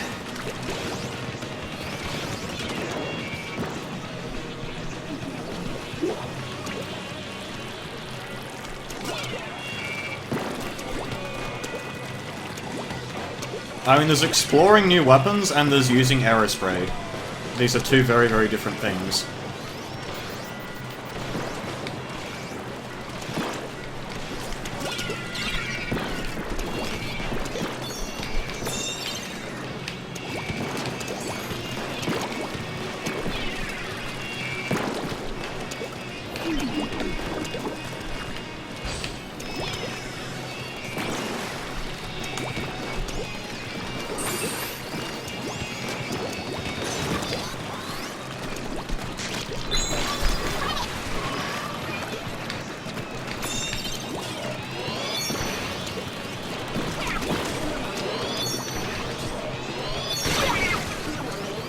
I thought that was the fucking, what's it? Should just kept moving. Like, I would have been fine there, actually, if I realized I was E-leader. Would have been able to actually do something more befitting of dodging an E-leader, rather than...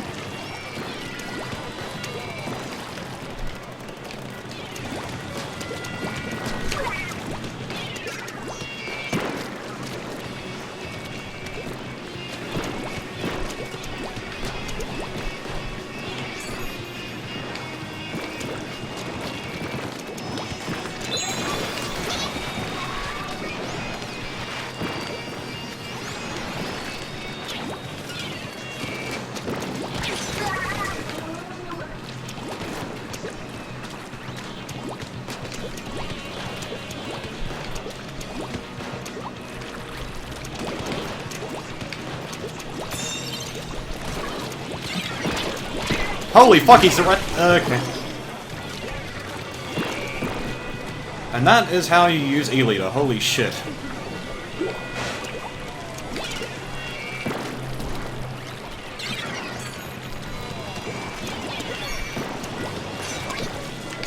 Oh.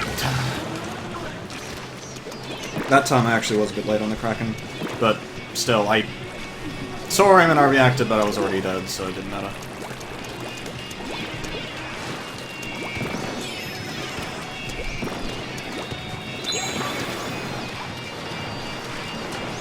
Excuse me, game?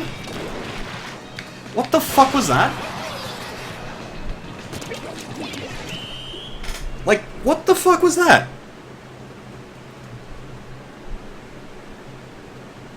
What? What?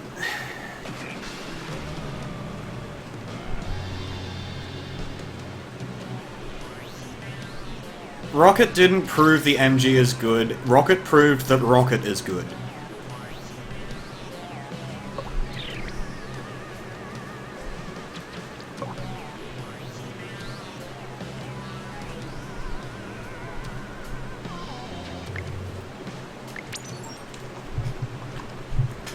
What could they have given aerospray? They could have given it fucking bubble and, I don't know, suctions and bubble, and it would still be absolutely awful.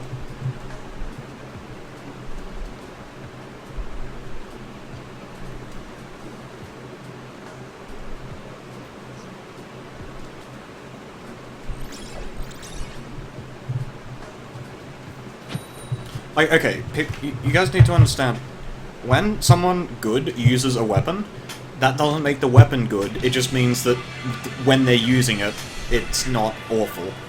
Like, the skill differential makes up for the fact that it's a terrible weapon.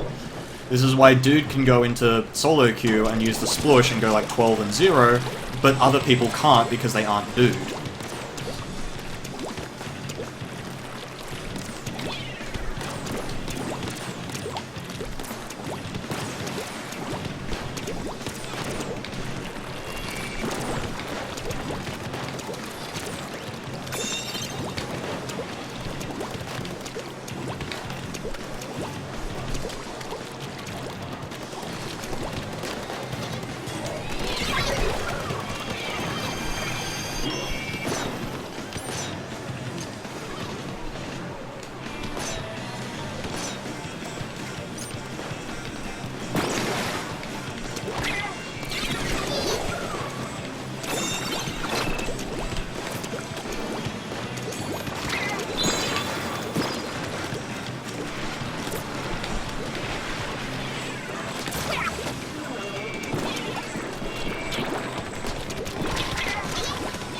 Oh, holy shit, there's a guy there.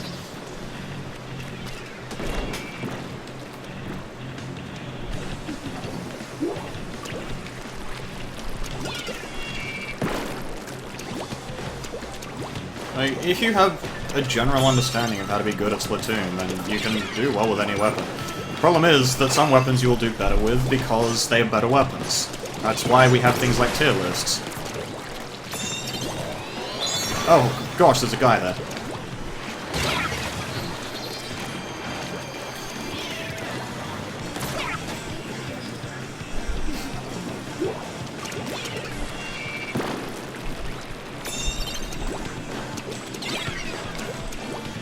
And, you know, obviously if someone masters the Aerospray, you know, if someone masters the Aerospray and then, like, uses something else that they haven't used before, then obviously they're going to do better with an Aerospray than that other weapon.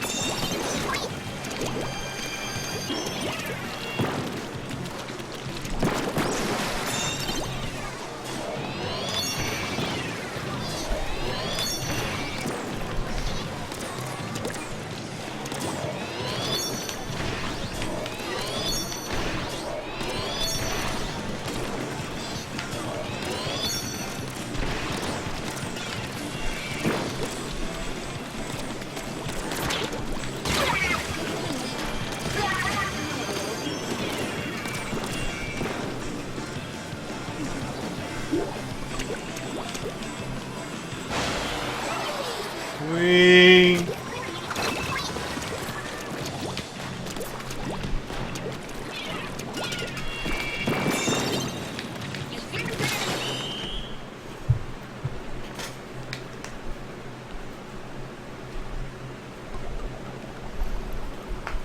Yeah.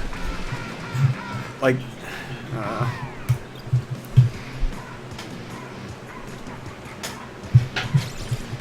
I guess with low-tier weapons, there's nothing wrong with, like, using them to try and understand them, but you can't be going into it thinking, oh, well, if I master this weapon, it'll be good. right? Like, you have to understand that weapons have drawbacks, and you have to, like, it's disingenuous to say that that any weapon can be good, it's disingenuous to say that any weapon can be good when used in the right hands, because if we're talking good as in competitively viable, that's just not true. And it makes people... it puts people into a frame of mind where they're too easily convinced of a weapon's viability. So, like, a Splush will go, like, 1 and 12, and the one kill they get will be, like, a really fast kill where they, like, they jump on a 10 attack, and the 10 attack gets 2 shots on them, but the time to kill actually factors in. And then they'll say, hey, look, I did a thing, you know, therefore it's good. Right? Or maybe it'll be someone like Dude who... like, maybe he gets into the enemy team's Platinum Museum or something and just sort of goes around in circles, sharking people to death for the entire game, and he'll go 12 and 2 maybe, and again, people will say, oh, like, maybe he'll point to it, or maybe other people will point to it and say, like, hey, it's a good weapon, look, Dude just went... Like, that's not how you evaluate how a weapon... how good a weapon is.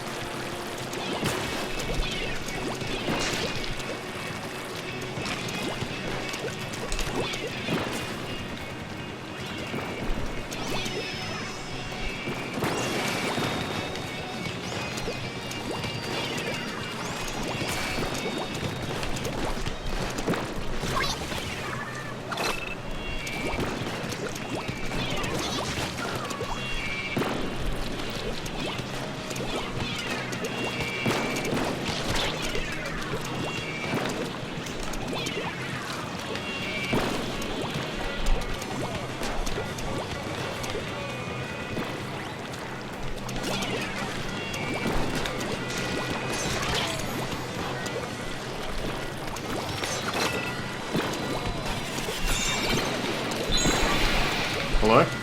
Hello? Hello?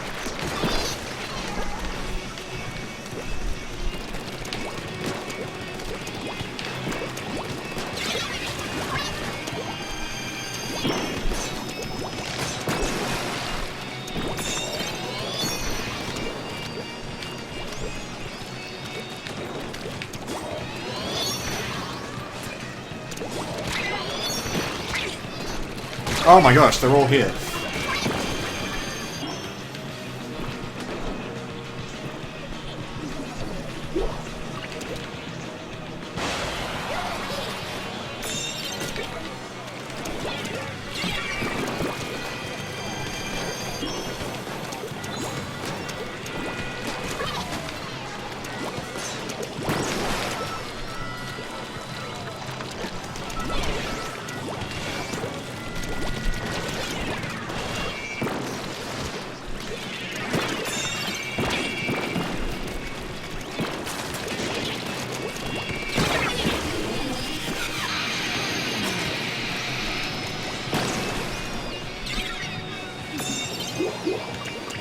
Yo, that carbon just made the fucking clutchest play I've ever seen.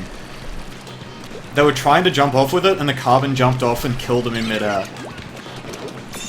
And there they go.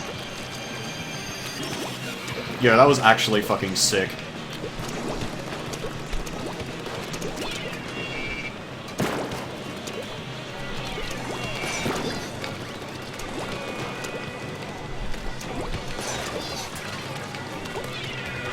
Oh shit.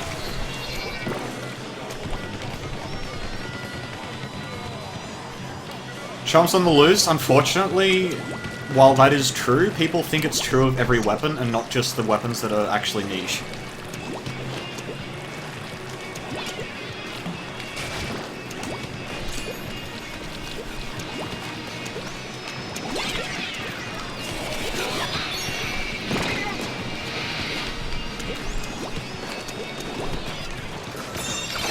Oh gosh, I just shot the wall like 10 times.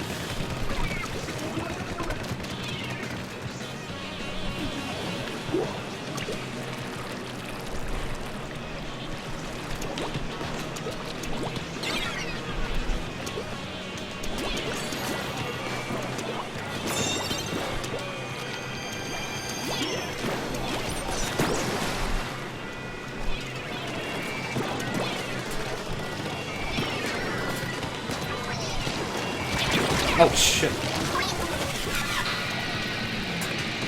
It looked as though it was covered in our ink, so I thought, oh, that must be the carbon, but then he shot me. I think that's what happened. I'm not 100% sure, actually, what happened there.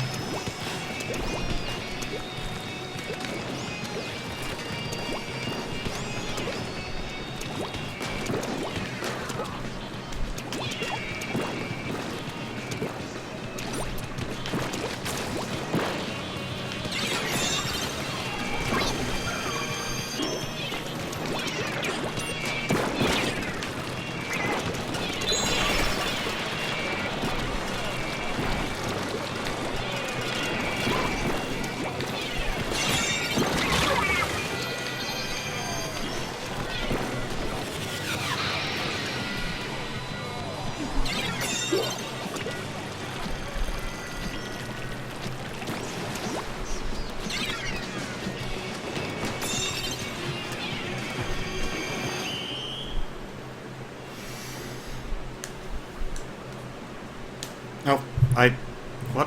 Why is this not muted? Excuse me? I muted notification. Oh, whatever.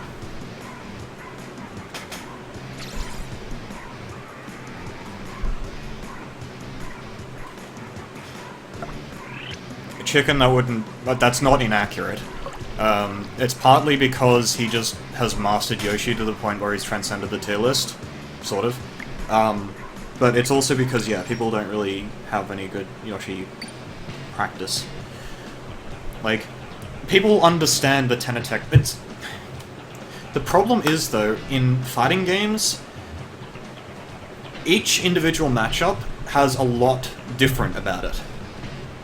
Right?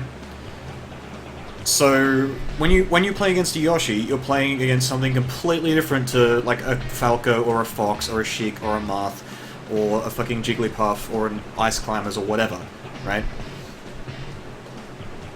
So, as a result, it's not that Yoshi is just an inferior X. Yoshi is a completely different character that just doesn't happen to have the same kind of tools that, say, a Fox or a Falco does. In this game, it's a shooter. That's not how it works, right? Like, if I go to the weapon list, right, all the blasters have similar properties. There are a whole bunch of different blasters. Not all of them are going to work. Like, if you have the CRB and the Grim, and then you compare that to the Range Blaster, it's very easy to see how the Range Blaster is just not as good as the other two. It has the same main weapon, but a much inferior kit, right? The Bamboozler, meanwhile, you can look at it as, okay, well, it's got the burst bombs on, the other one has Echo, one of the others has Disruptor. Wait, is it Disruptor Echo or Disruptor Whale? No, it's Disruptor Echo. One of them has Wall Whale. So the Bamboozler, sure, okay, it does things, but it's also very similar in a lot of ways to the Squiffer, and it's also very similar in a lot of ways to the Rapid Blaster, because similar ranges, similar kinds of... not kill times, but like similar kinds of engagement methods, if that makes sense.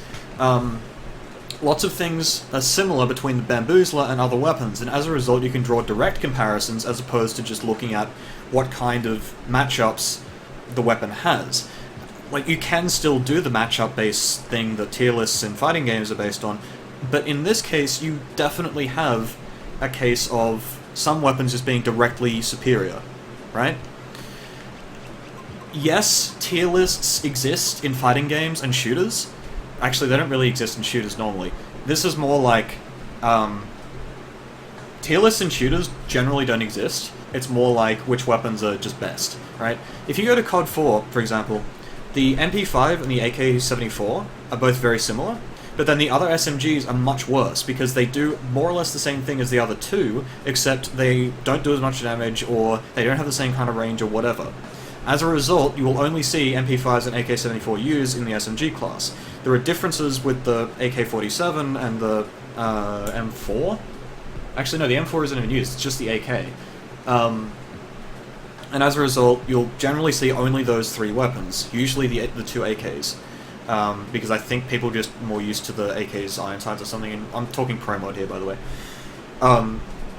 Because, and it's kind of a similar case here, it's not quite the same because it's not just 3 fucking numbers, which is what the COD 4 stuff is based off, which is like recoil damage and fire rate or something. But like, you know, you look at CGS and you can immediately say it's got burst and kraken, right? So it's a long range poor turf, 4-shot kill, damage up gets it to 3 with the combo as well. So you can compare that to other long-range weapons, other 4-shot kill weapons, other burst bomb, burst kraken, well, other burst bomb and invincibility, or actually no, there's only burst kraken and burst invincibility.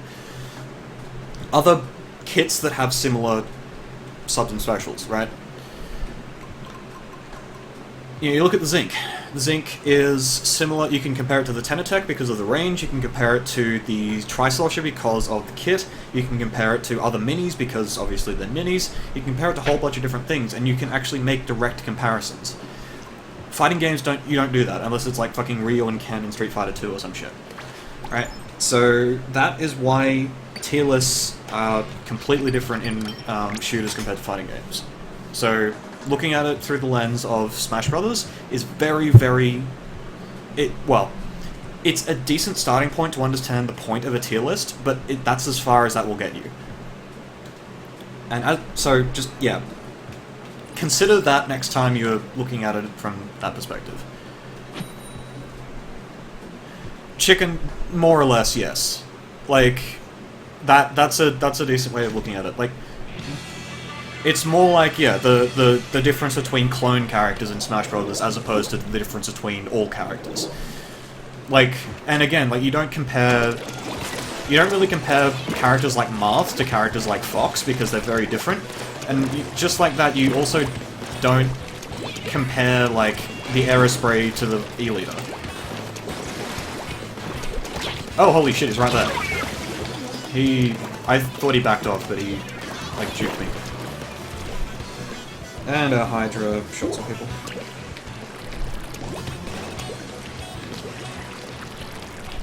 I want it! I'm not gonna get it.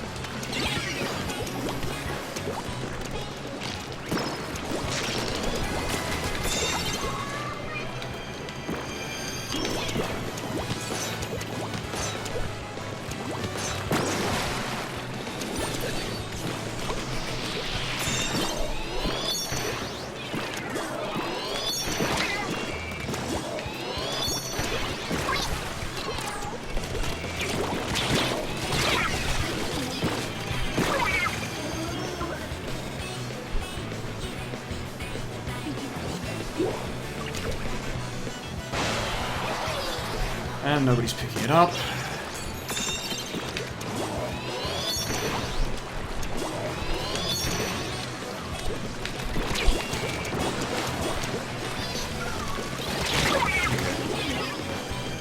I think all I've succeeded in doing is give them special advantage, but whatever.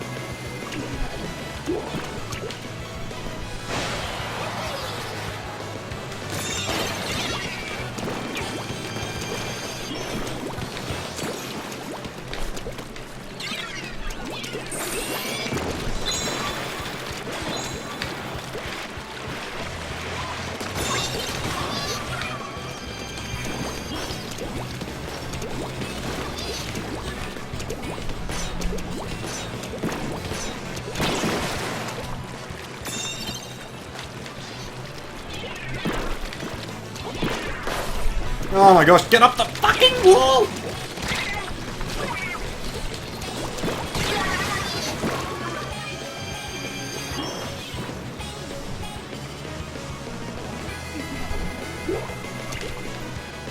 I love how these guys are just leaving me to pick up the Rainmaker.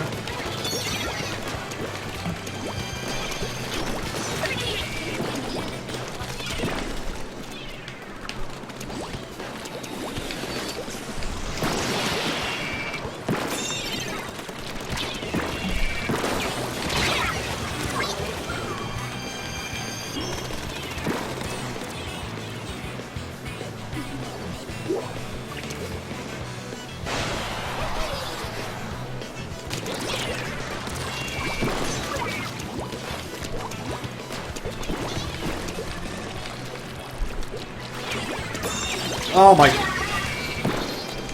Okay.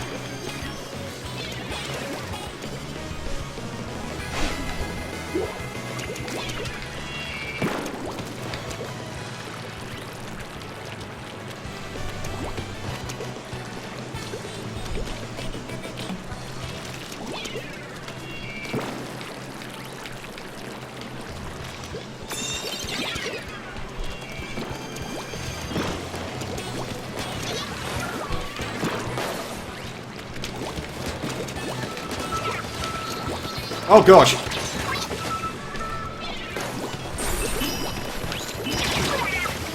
Wait, is someone actually gonna grab that? Holy shit! Dude, do we win? Oh wait, no, he fell. Shit. Wow, our push just ended. That was like a 3-minute push. We were in their base pushing for 3 fucking minutes. Oh my gosh. I was actually gonna get a bit annoyed at the Hydra for not fucking helping with the push, but he was just alive the whole time. He just served as a really good anchor, and that is why things like Hydras are so good. Like, you can't rush a Hydra down like you can with a Carbon, because they will fucking kill you. They're just as good close up as they are elsewhere. Like, perhaps they... You know, perhaps far away they're more or less invulnerable, but like, that 3-shot kill is ridiculous, dude.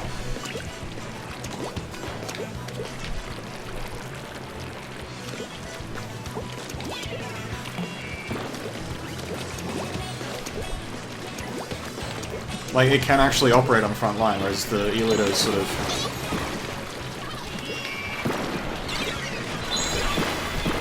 Oh, well, oh, fuck.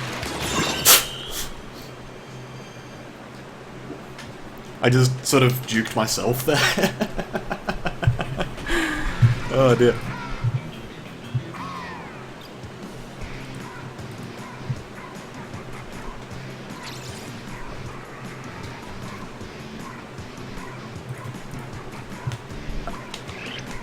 Dude, that Carbon, wow. Carbon, so the Hydra went 12 and 2, the Carbon went 21 and 5 or something. Like, I was just pushing the Rainmaker the whole time, but that was... Like, if I could have those 3 people that we just played with on a team, that would be just perfect. Like, that was a fucking good team comp right there. For that map anyway. Yo, seriously, that Hydra... Okay, people who want to learn how to play Hydra, just do what that guy did. I know it was kind of hard to see. Basically, he was just not dying. Ever. And he was always in positions with a full charge where there was nothing the enemy team could do to actually challenge him. Like, he went straight to our glass and survived the initial mid-fight where the rest of us went down. And then from there, he served as an anchor the whole time. He didn't pick up the Rainmaker and when he could have, but, like, he made up for it by taking control of their alley and then making it so that they couldn't use their Tetris in order to defend the push, which meant that we had a free push to about 40, and from there he took up residence in their battlements, and it was all over from there. Like, he was alive for like 3 fucking minutes.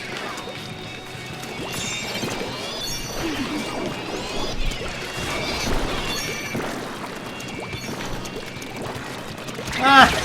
I got him.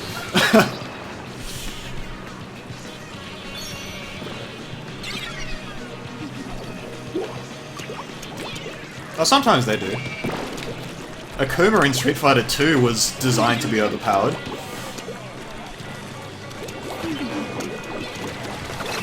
Oh, holy shit, there's a guy. And I just jumped into a Rainmaker shot. Dear oh dear.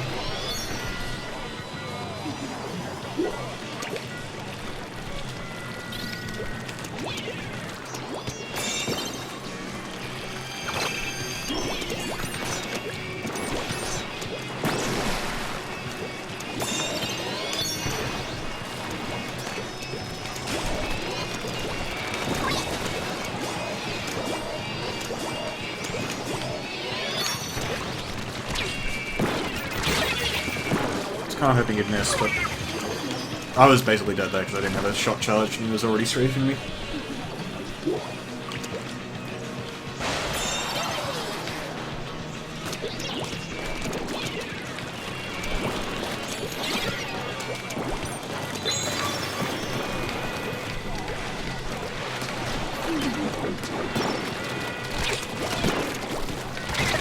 Okay, that went less well than I thought it would.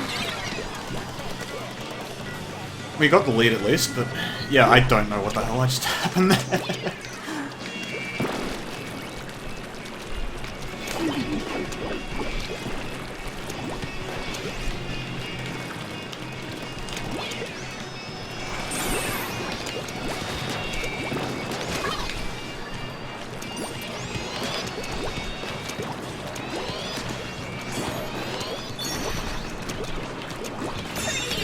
What the fuck did I just watch?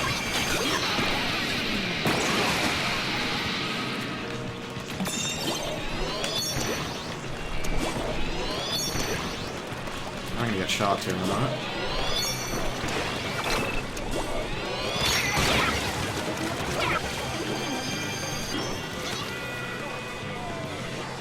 Yeah, Akuma was a boss character, and you were able to play him at some point, and like they didn't change him at all to make him balanced. So it was just air fireballs for days, and then you lost.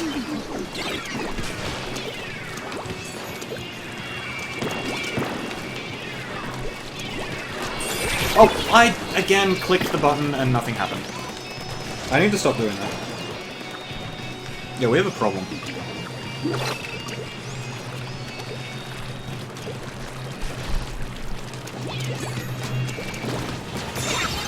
Oh my.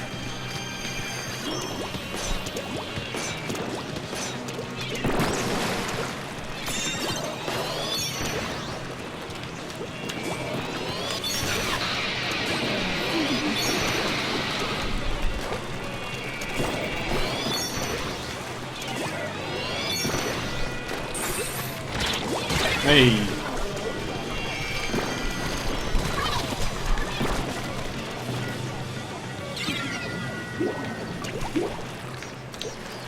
Again, my bad, because Krakens are hard.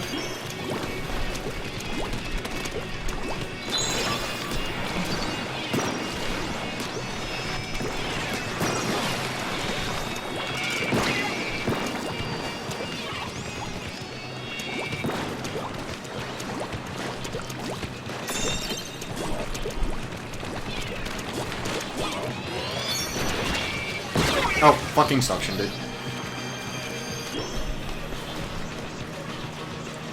I said that the E-Leader is a massive gambit. You're banking on your E-Leader player's ability to hit a lot of shots, a lot of important shots. And what you're giving up is the ability to paint the map, basically.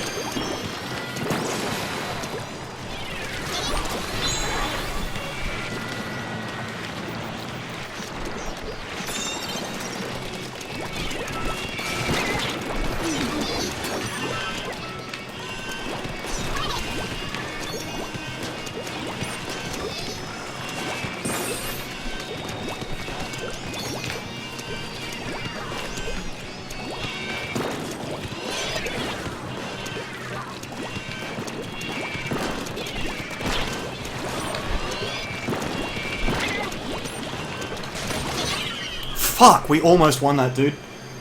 I almost had my second crack, and then the dynamo was the... Like, if I'd... That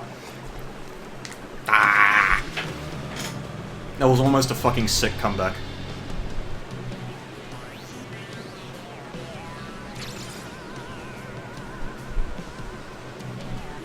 I almost redeemed myself.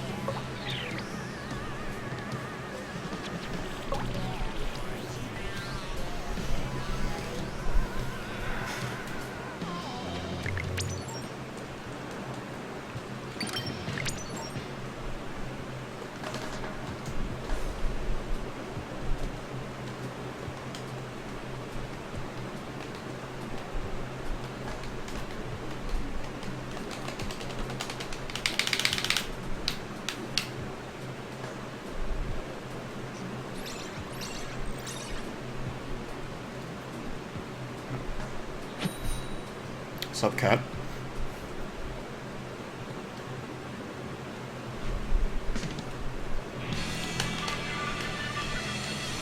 Thanks for the host, Isare. Oh, golly. Well.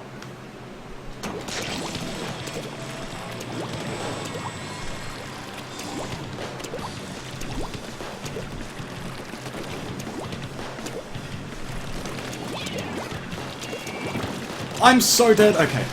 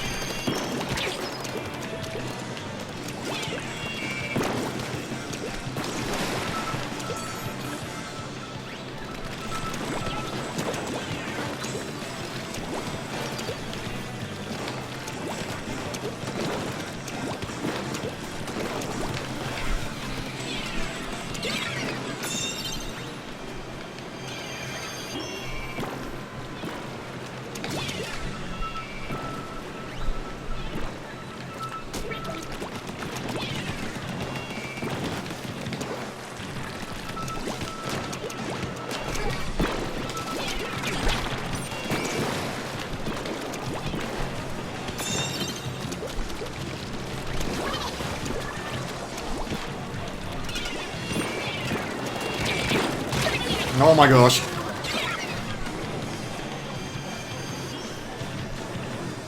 I am not jumping to that. That was an okay push.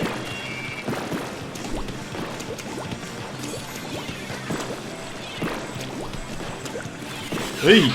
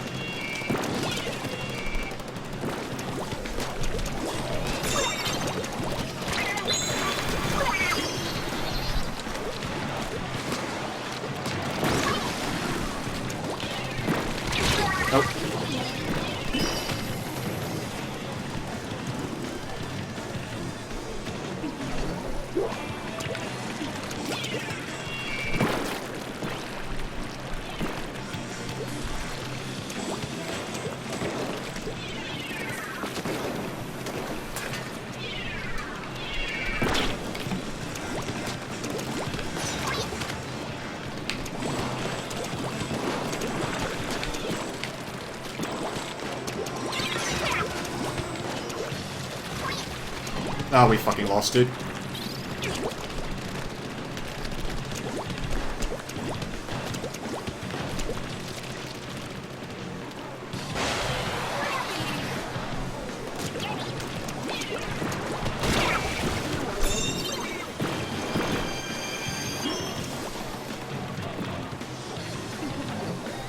I don't even know what happened.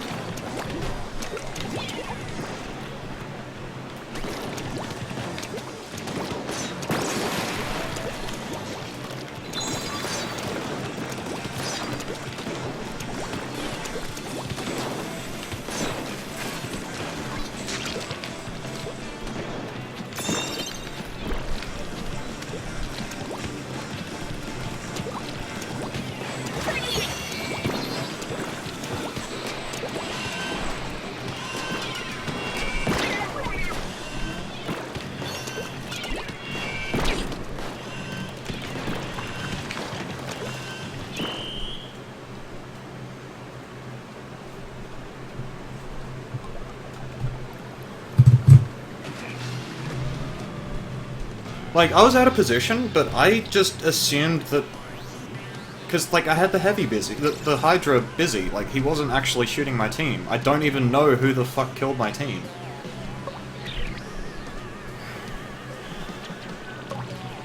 Because I killed the Cherry, the Pro wasn't doing anything, the Heavy wasn't doing anything, and the Junior was carrying the Rainmaker, I'm pretty sure. So unless the Rainmaker happened to get, like, 3 kills or something and just walk his way to victory, that was something. Yeah, what's up, Mario?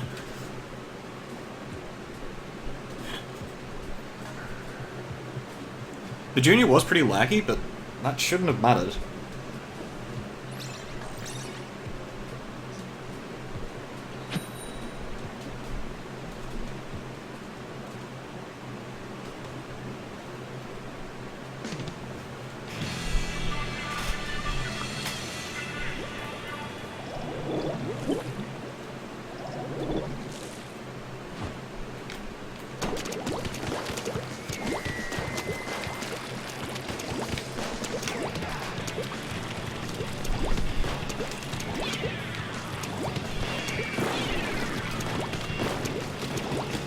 Oh gosh, okay.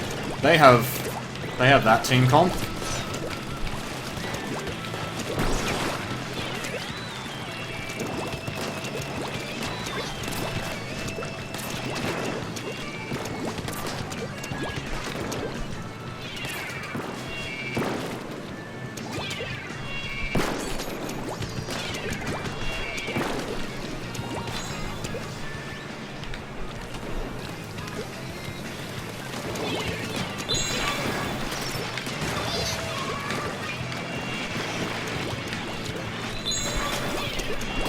Nope.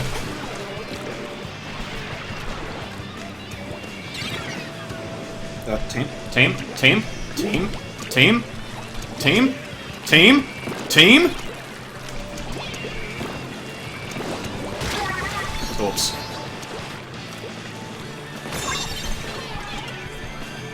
Holy shit.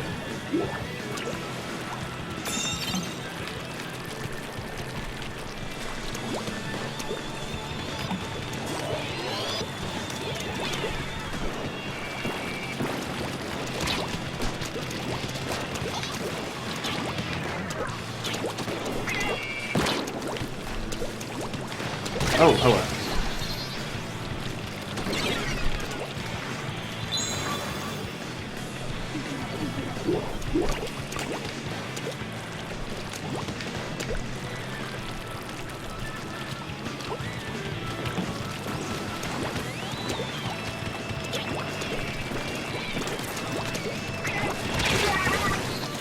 That was a guy, apparently. I think I just took someone else's bullets because he was... I don't think he actually saw me. And I think I got between him and the Luna, so... Oops.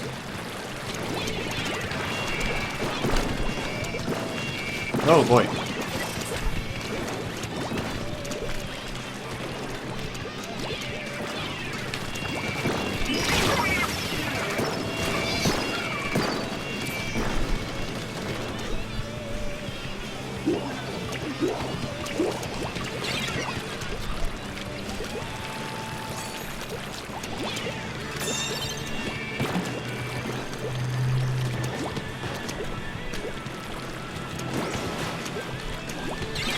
I didn't get the direct, fuck.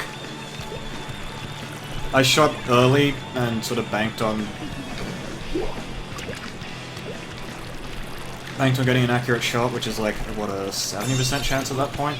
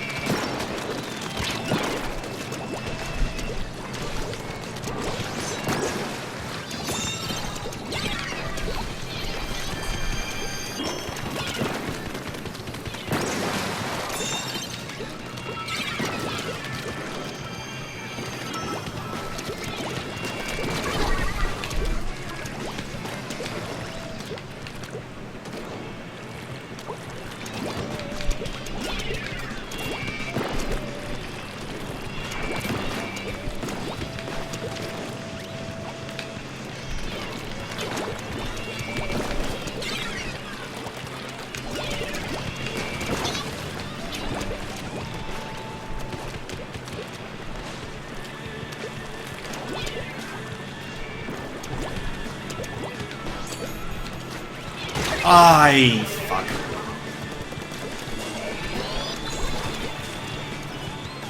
Invincibility. No. Invisibility specials would be kind of OP. Anyway, I got my Kraken, so we should be completely okay.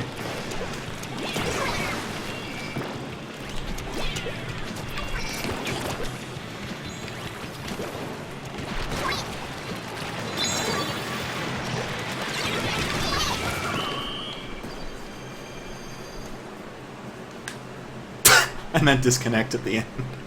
I just heard that. Oh dear.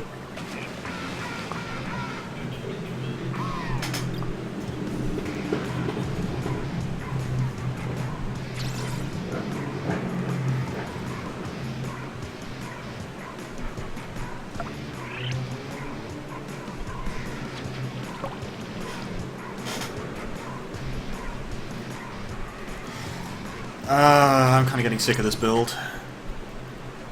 I don't like it. I'm gonna try something different. Where are we? I'm gonna do... Okay, so here's... This aggravates me. Defense builds against blasters work really, really well. But it's so hard to quantify when the defense helps and when it doesn't. It doesn't help versus things like Tanatex and Gals as much as people like to say it does, because they just shoot you anyway. Like, the amount of time it takes... The reaction time that I have against these weapons is basically, like, enough to kill me 4 times. Right? So I don't really bother with that. But then it's like... I don't know.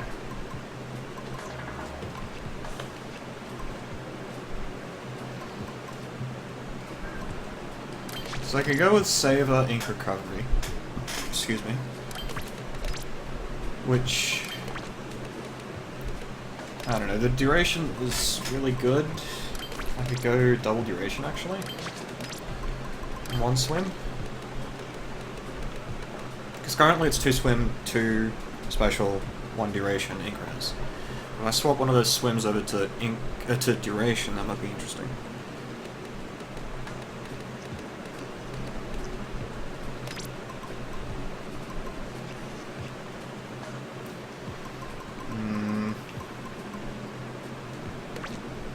Nah, 3 subs of damage up doesn't do anything on blasters.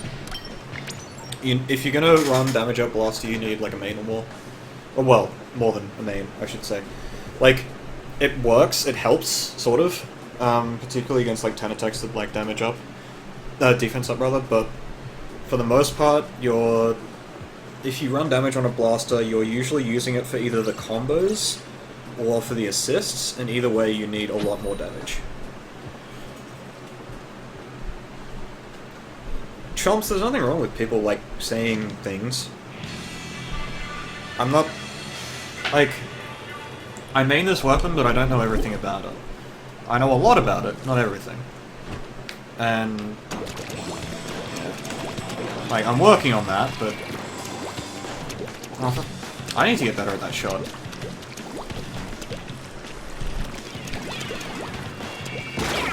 Okay!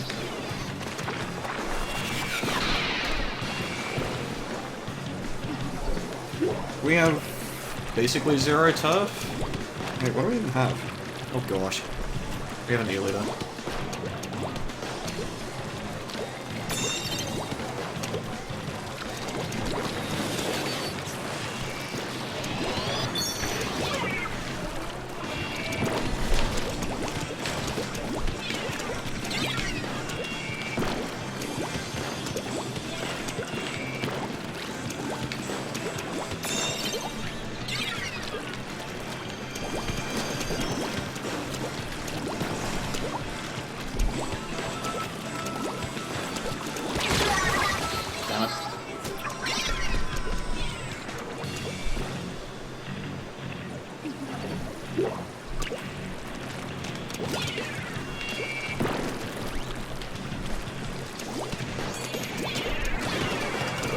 What?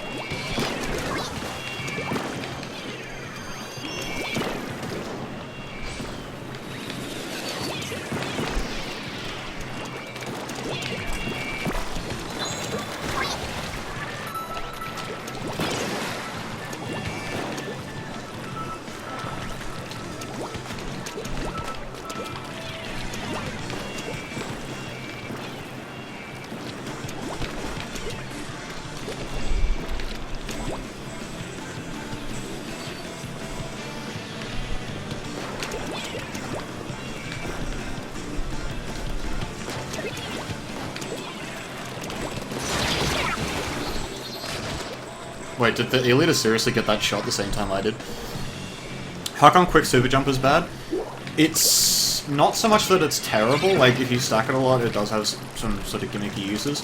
Problem is, it's kind of like special charge up in that you need to stack it for it to be useful, but the cases where you'd want to use like quick super jump and whatnot are fairly rare compared to what in the fuck?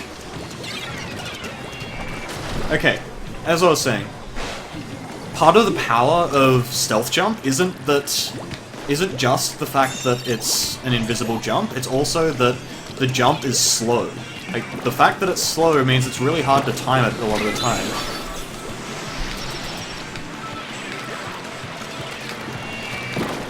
Oh right, I have duration. I keep forgetting. And so when people run like quick super jump with stealth jump, not only does it like not even work because the scaling just means that you need literally 4 mains. I think might even be more than that. It's something like 4 or 5 mains of a quick super jump to offset stealth jump. But you don't want to be offsetting stealth jump to begin with. And then on top of that, there's also like, excuse me, okay. People are sharking way too close to the base right there.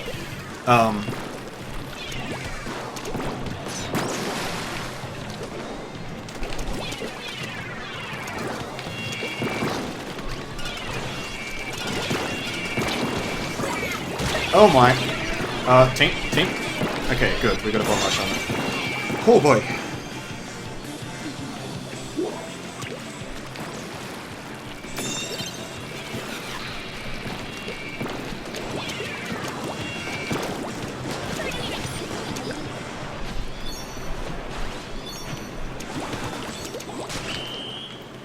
So yeah, like the stealth jump stuff, you want the slow jump. You don't want to run quick super jump on that because not only does it not work, it's a massive waste of a slot, but also it goes against the effectiveness. Because like the point of like the quick respawn builds is to shorten the time between quick respawn stealth jump rather is to shorten the time between dying and being able to actually super jump.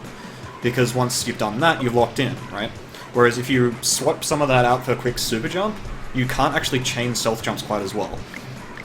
And not only that, but there's less distance between the player you jump to and where you land, because they've moved less distance and whatnot. So like it's easier for people who clean up the first guy to turn around and clean up the stealth jumper rather.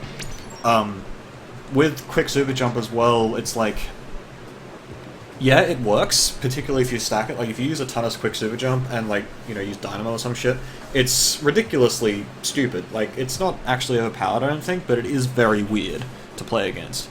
But then at the same time, like, you aren't running your bloody quick respawn, you aren't running the other stuff that you would find really useful. So, it's not great. So yeah, overall, like,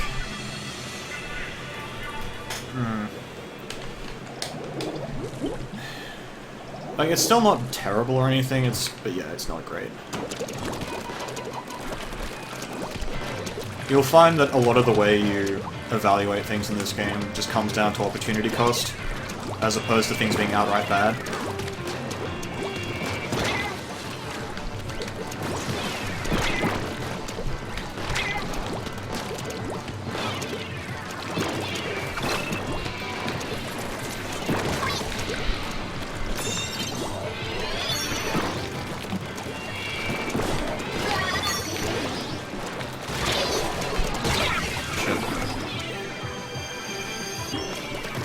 All the kills except the one that mattered.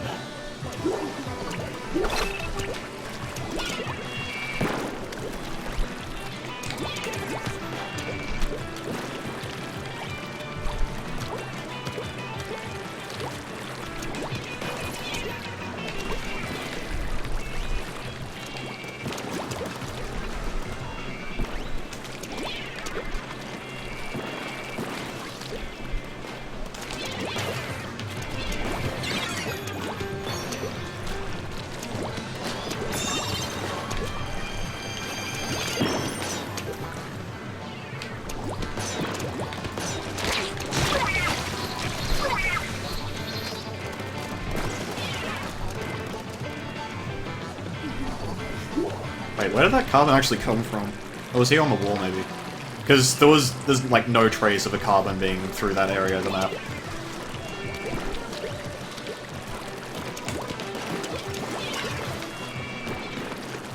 That's Suzuka.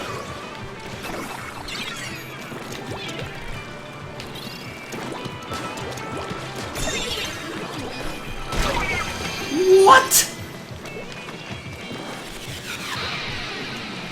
Okay. I am pretty sure that was a fluke, but holy fuck, that was a good shot.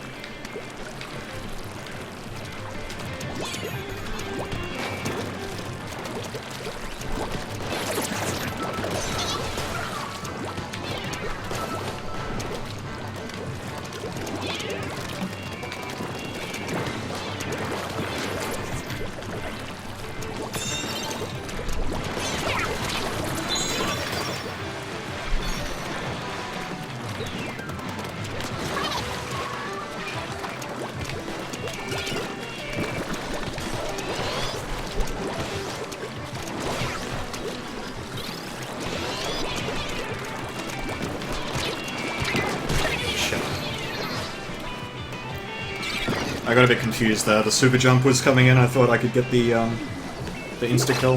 Just slightly mistimed it. That or it wasn't quite in range. I'm not 100% on that. I'm pretty sure I was in range, but it looked, yeah, it looked weird.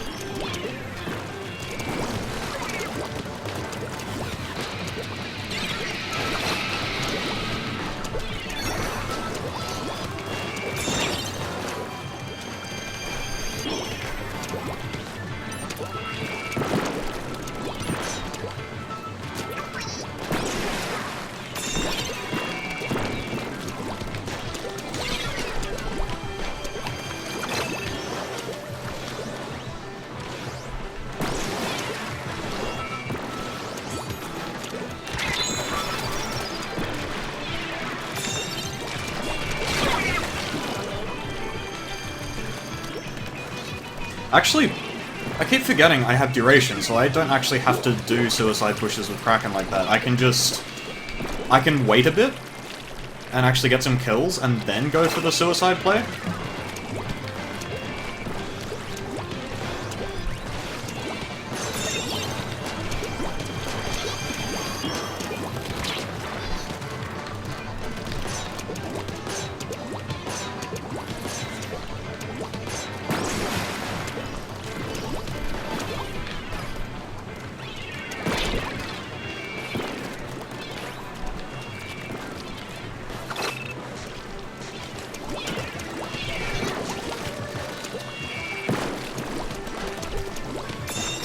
Oh, fuck me!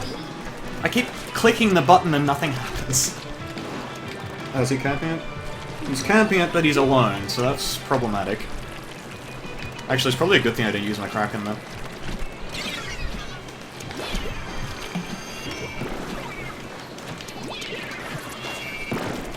Oh, they wiped.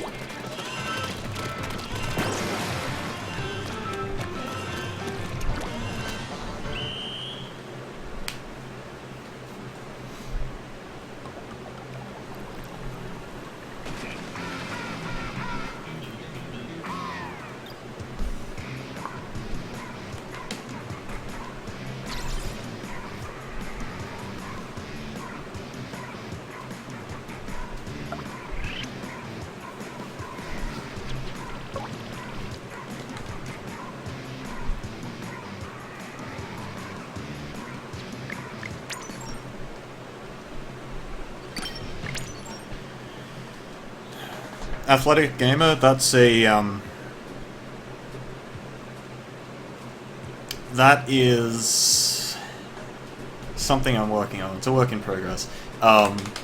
Pretty much, when I can see that the other team has, like, when I can see people on the map, I can I can draw from there where they can where they can be over time. So, like, if you think about it as, like, a growing sort of radius around the map, so I see someone, and then, like, 3 seconds later they could be in, you know, X location. I can also take into account, like, where they were moving last, so, like, if I saw them heading toward our hill, for example, I can say, well, they're probably there. They probably haven't doubled back. Which is why a lot of the time when I get caught out, it's because someone has in fact done that.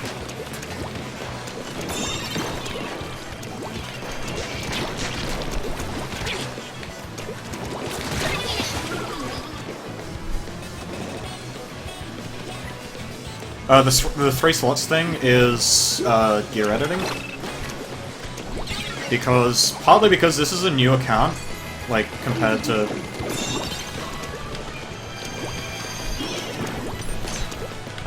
like, I've got a different Wii U than what I had when I first got the game, so I've lost a lot of progress, and as a result, gear editing is sort of the obvious thing.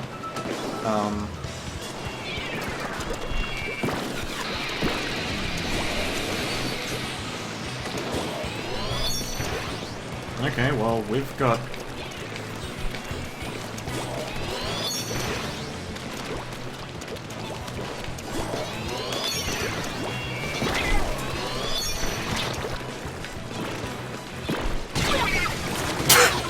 Interesting.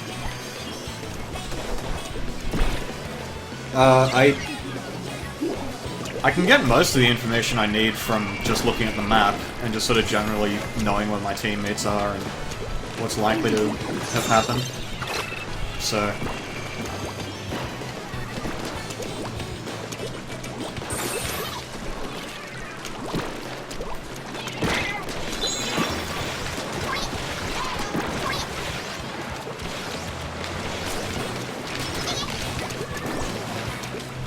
that is why you use duration on Krakens.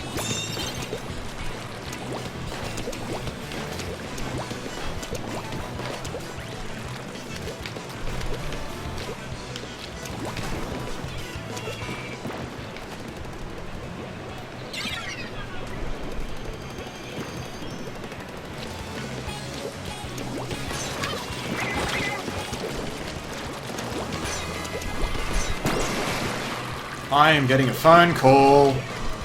Holy fuck. This is amazing because, like, my phone doesn't actually work properly. I hope that's not a job offer.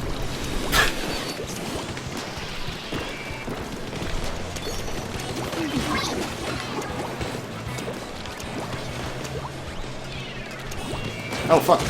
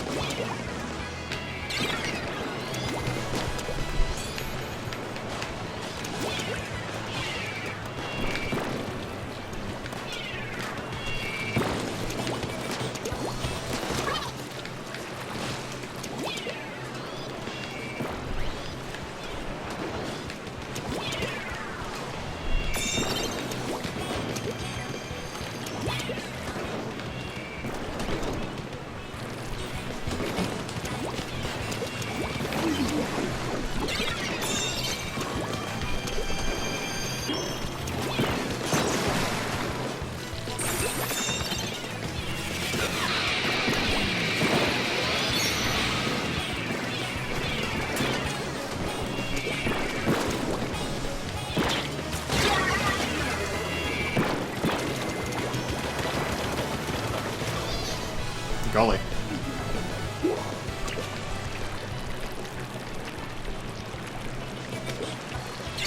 Could be my parent. Like, you just listed all these people who I don't particularly want to talk to. Oh shit! I didn't realize I was that far out. Oops.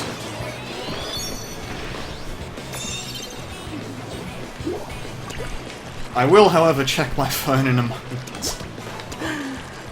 Shit, dude. The fact that it, like, actually rang, my phone doesn't actually work properly. Like, it stopped working.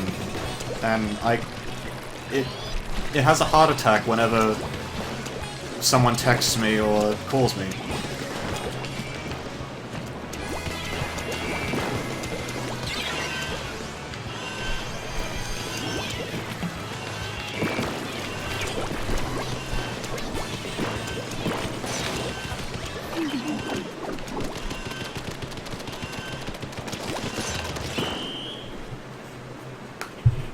Alright, I'm gonna take a look and see who it was.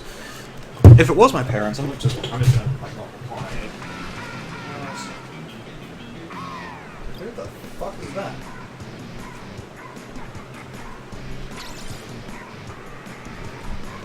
That's an 03 number.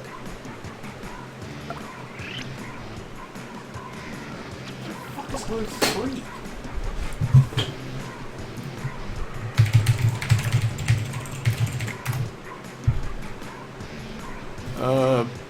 Shit. 03 is fucking Victoria. Who the fuck is calling me from Victoria? What the shit?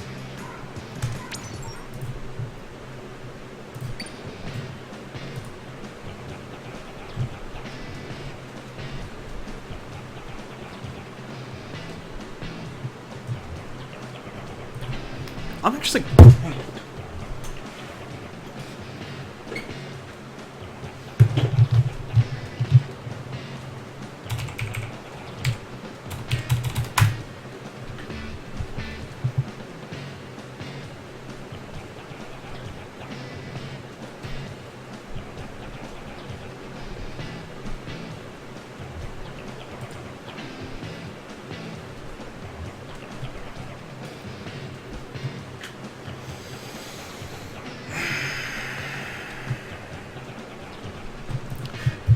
Okay, this is...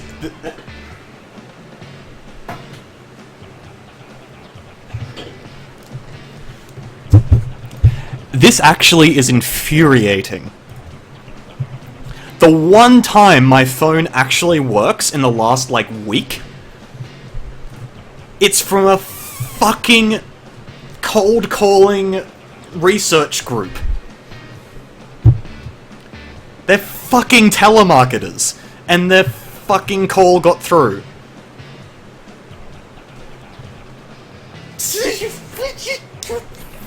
Fuck!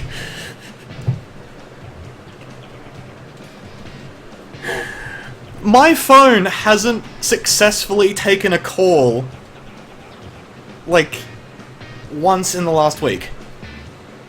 Like, at all. And it dies when I send a text, it dies half the time when I try to make a call, and it dies whenever it gets a text. Like, usually the first indication that I've been called is usually a text, like, half an hour after the fact, from my phone company saying I have a voicemail. I don't have missed calls on my phone, even though I have missed, like, half a dozen in the last week. Like, why?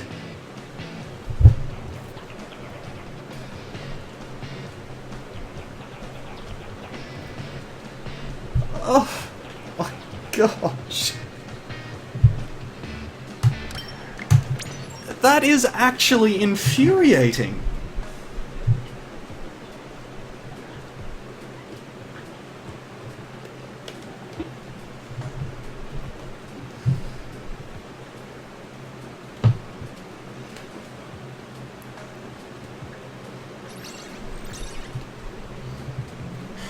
Holy shit.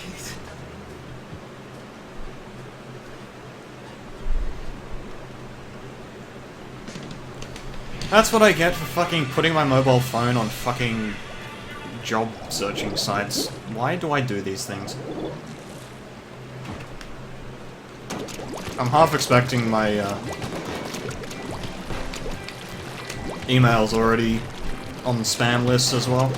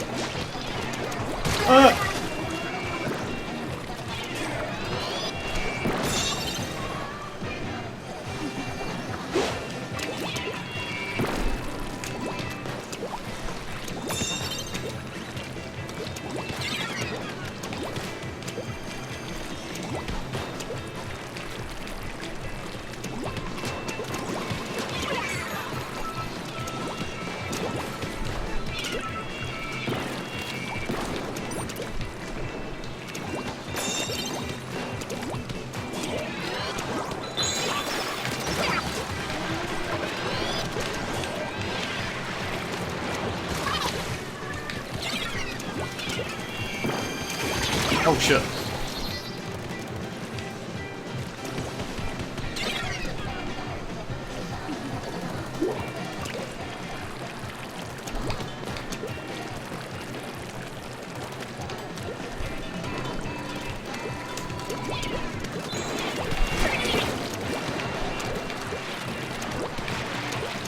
Oh, okay.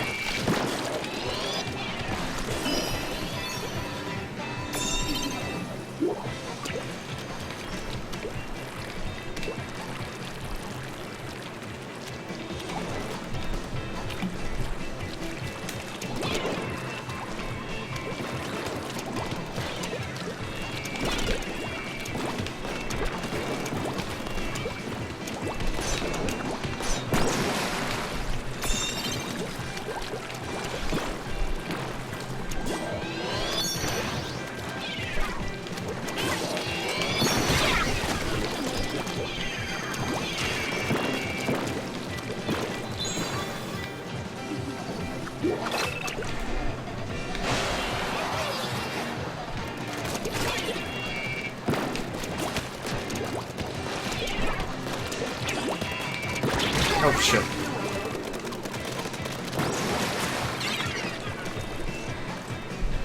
I should have just fucking...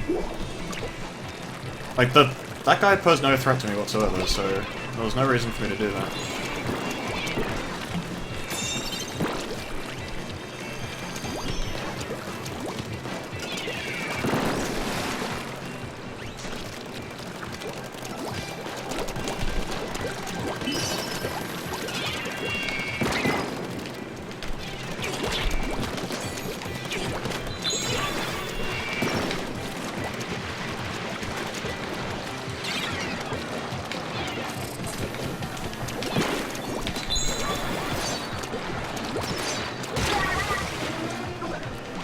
Team? Team? Team?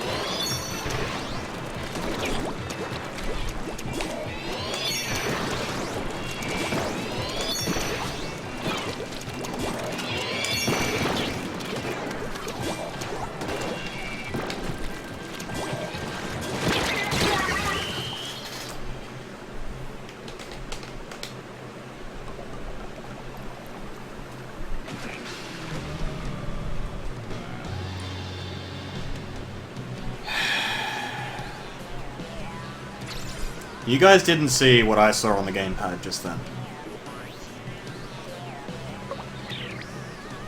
What I saw was two people standing still in our alley while the remake just looking at each other. I'm pretty sure they were squid bagging. Like, this was just on the gamepad, that's all I saw. I didn't actually... Like... That wasn't the other team distracting us, that was my team sandbagging. Like, holy shit, dude.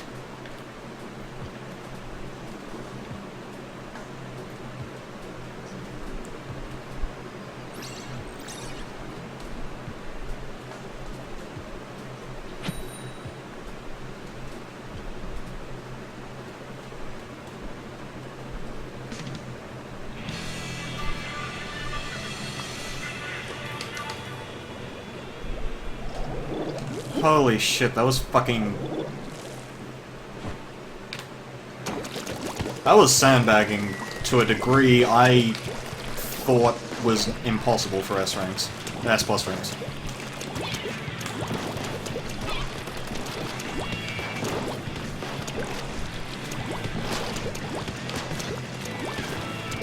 Holy shit, there's two snipers, okay.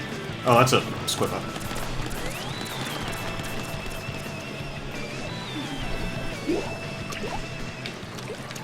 All my teammates are unsafe jumps.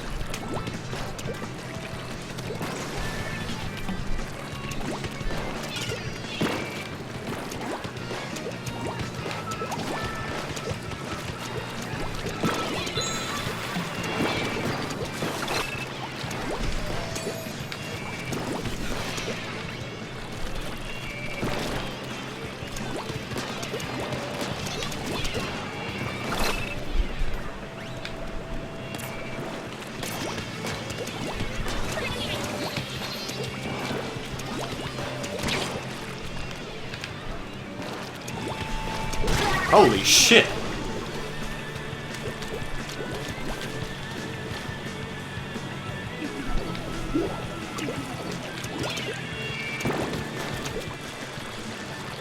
Yo, am I playing with, like, SND or something? Why has nobody touched the objective the entire game?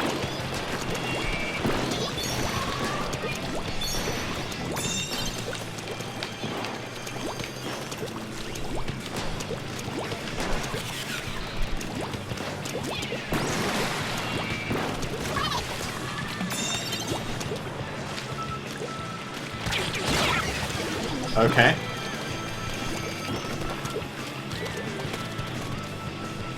I mean, we have an H3D, so... There's that.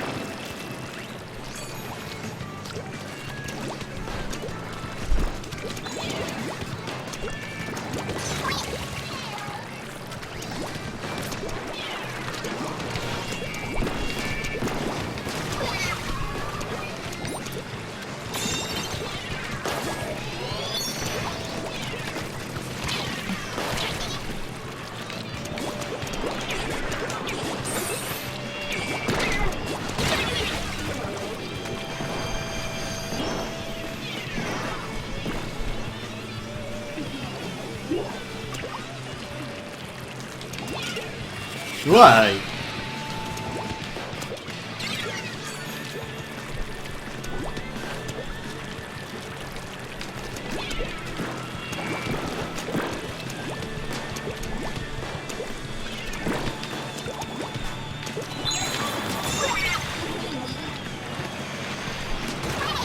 I knew you were there, dude.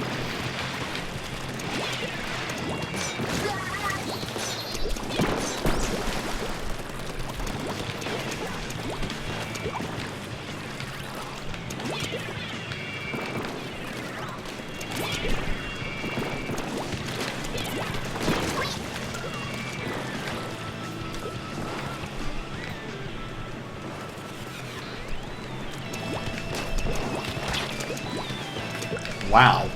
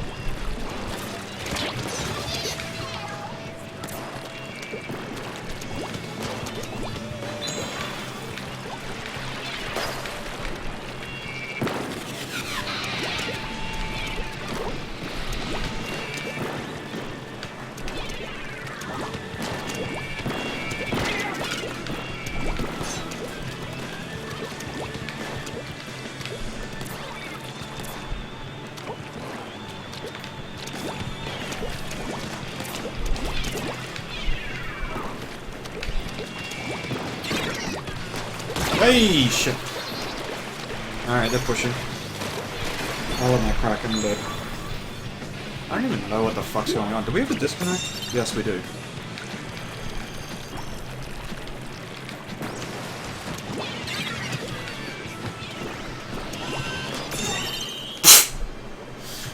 Dude, nice.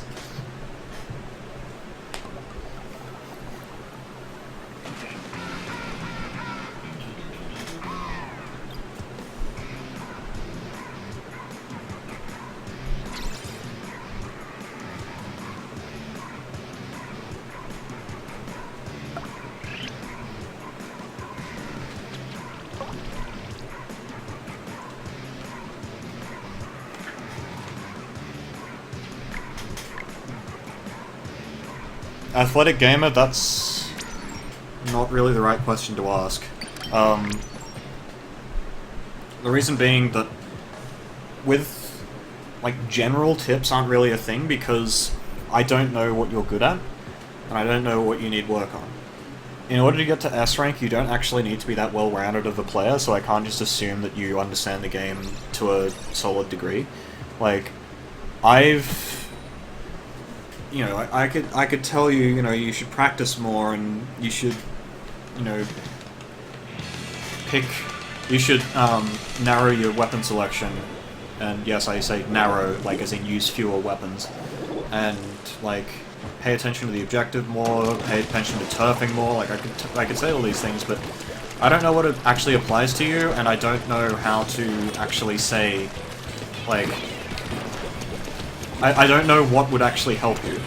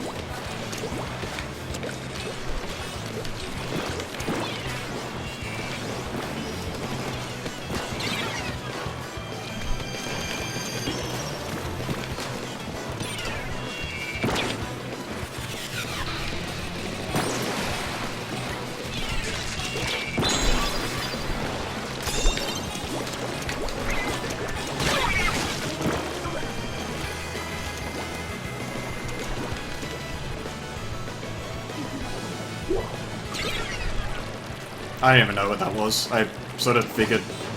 I actually never really figured out if picking up the Rainmaker when it's like on the ground like that, and it's on a grating and you use Kraken was... like whether that actually cancels, but yeah, evidently it does. Or rather, whether it lets you... Excuse me? Oh my gosh.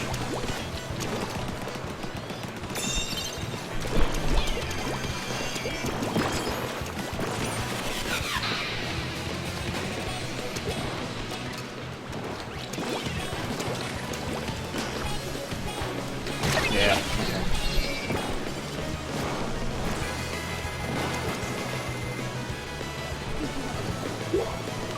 Oh yeah, like, critically evaluating your players is the main way to go there. Like, you need to...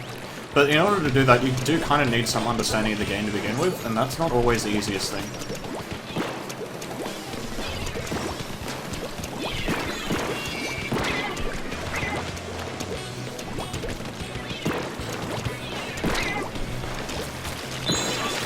Excuse me? Thank you.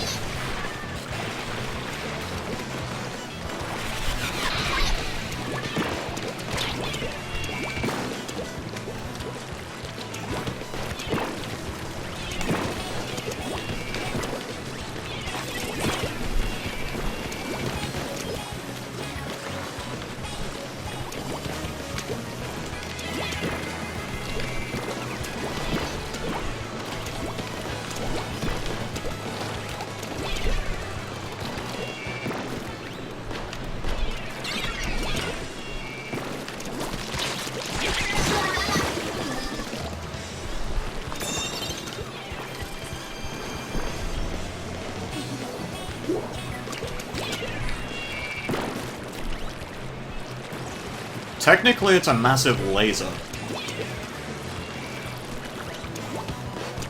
Like, that's what it is in the lore. Or something like that, I don't know. So basically, laser beams! Oh hey, their entire team died.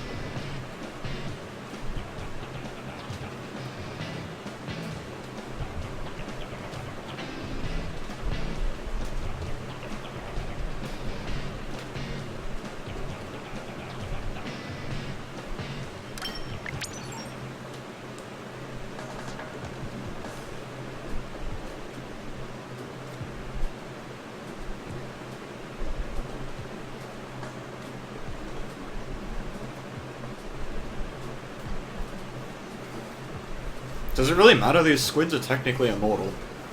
Or, well, not immortal, but, like, they have infinite respawns. Death doesn't mean anything in the world of Splatoon. I don't know. I don't.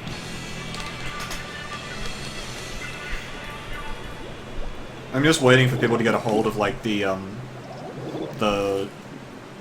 cloning dilemma from, like, Borderlands 1? Or is it Borderlands 2? I can't remember.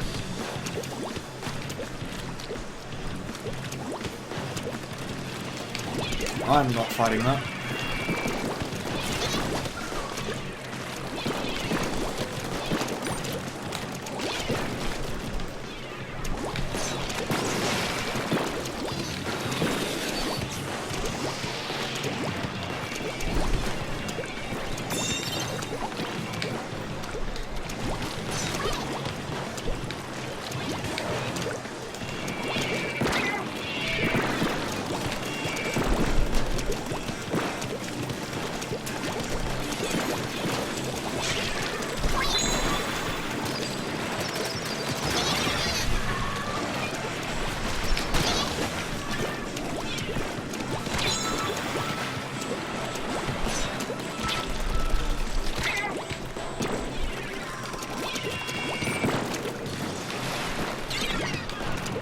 Oh shit.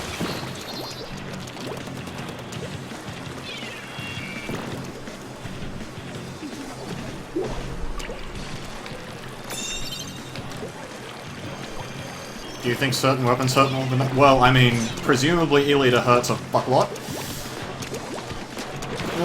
No! Fuck you.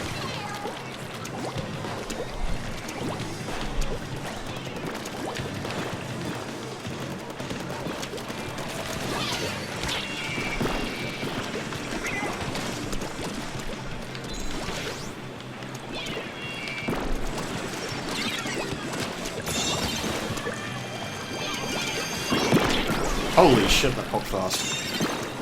Oh!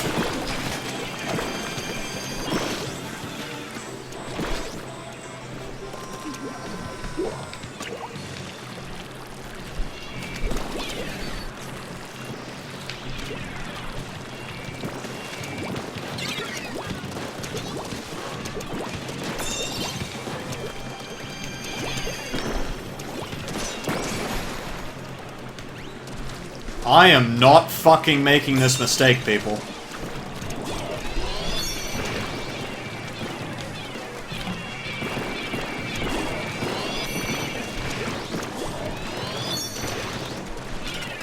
Oh, fuck.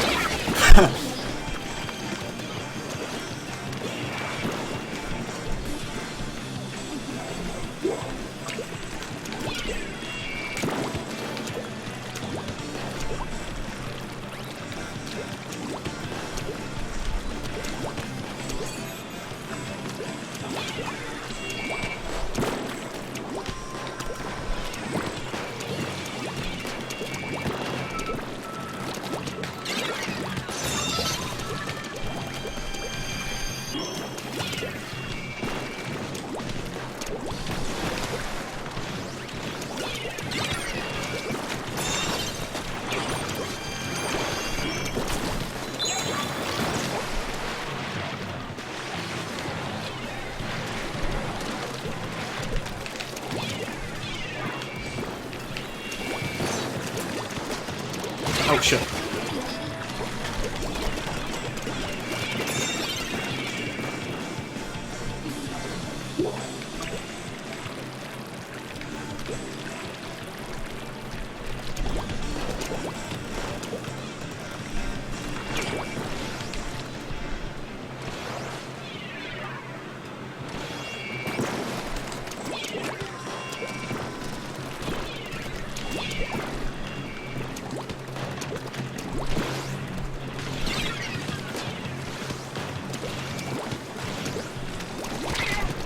Oh shit, what?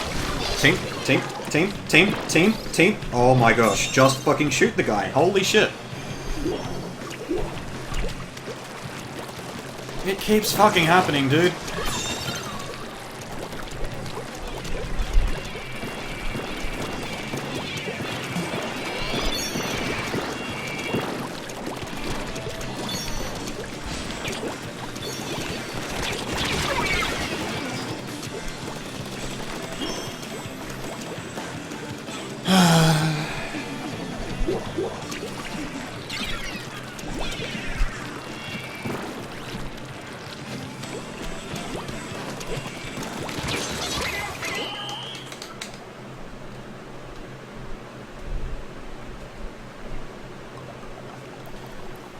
I probably should have just jumped back, but still, that was fucking dumb.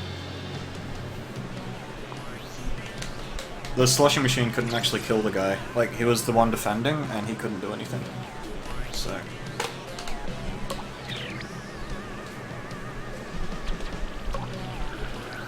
Rip.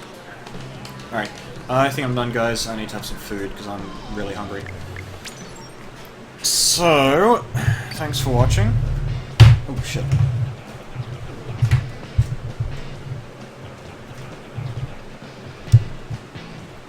And so on. Let's see.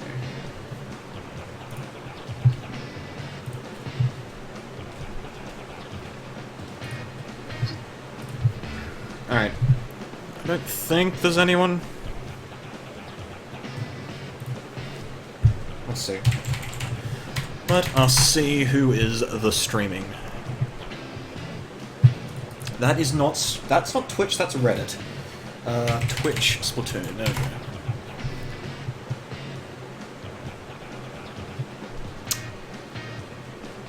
I have no idea who any of these people are. Cool. Okay, who's this guy?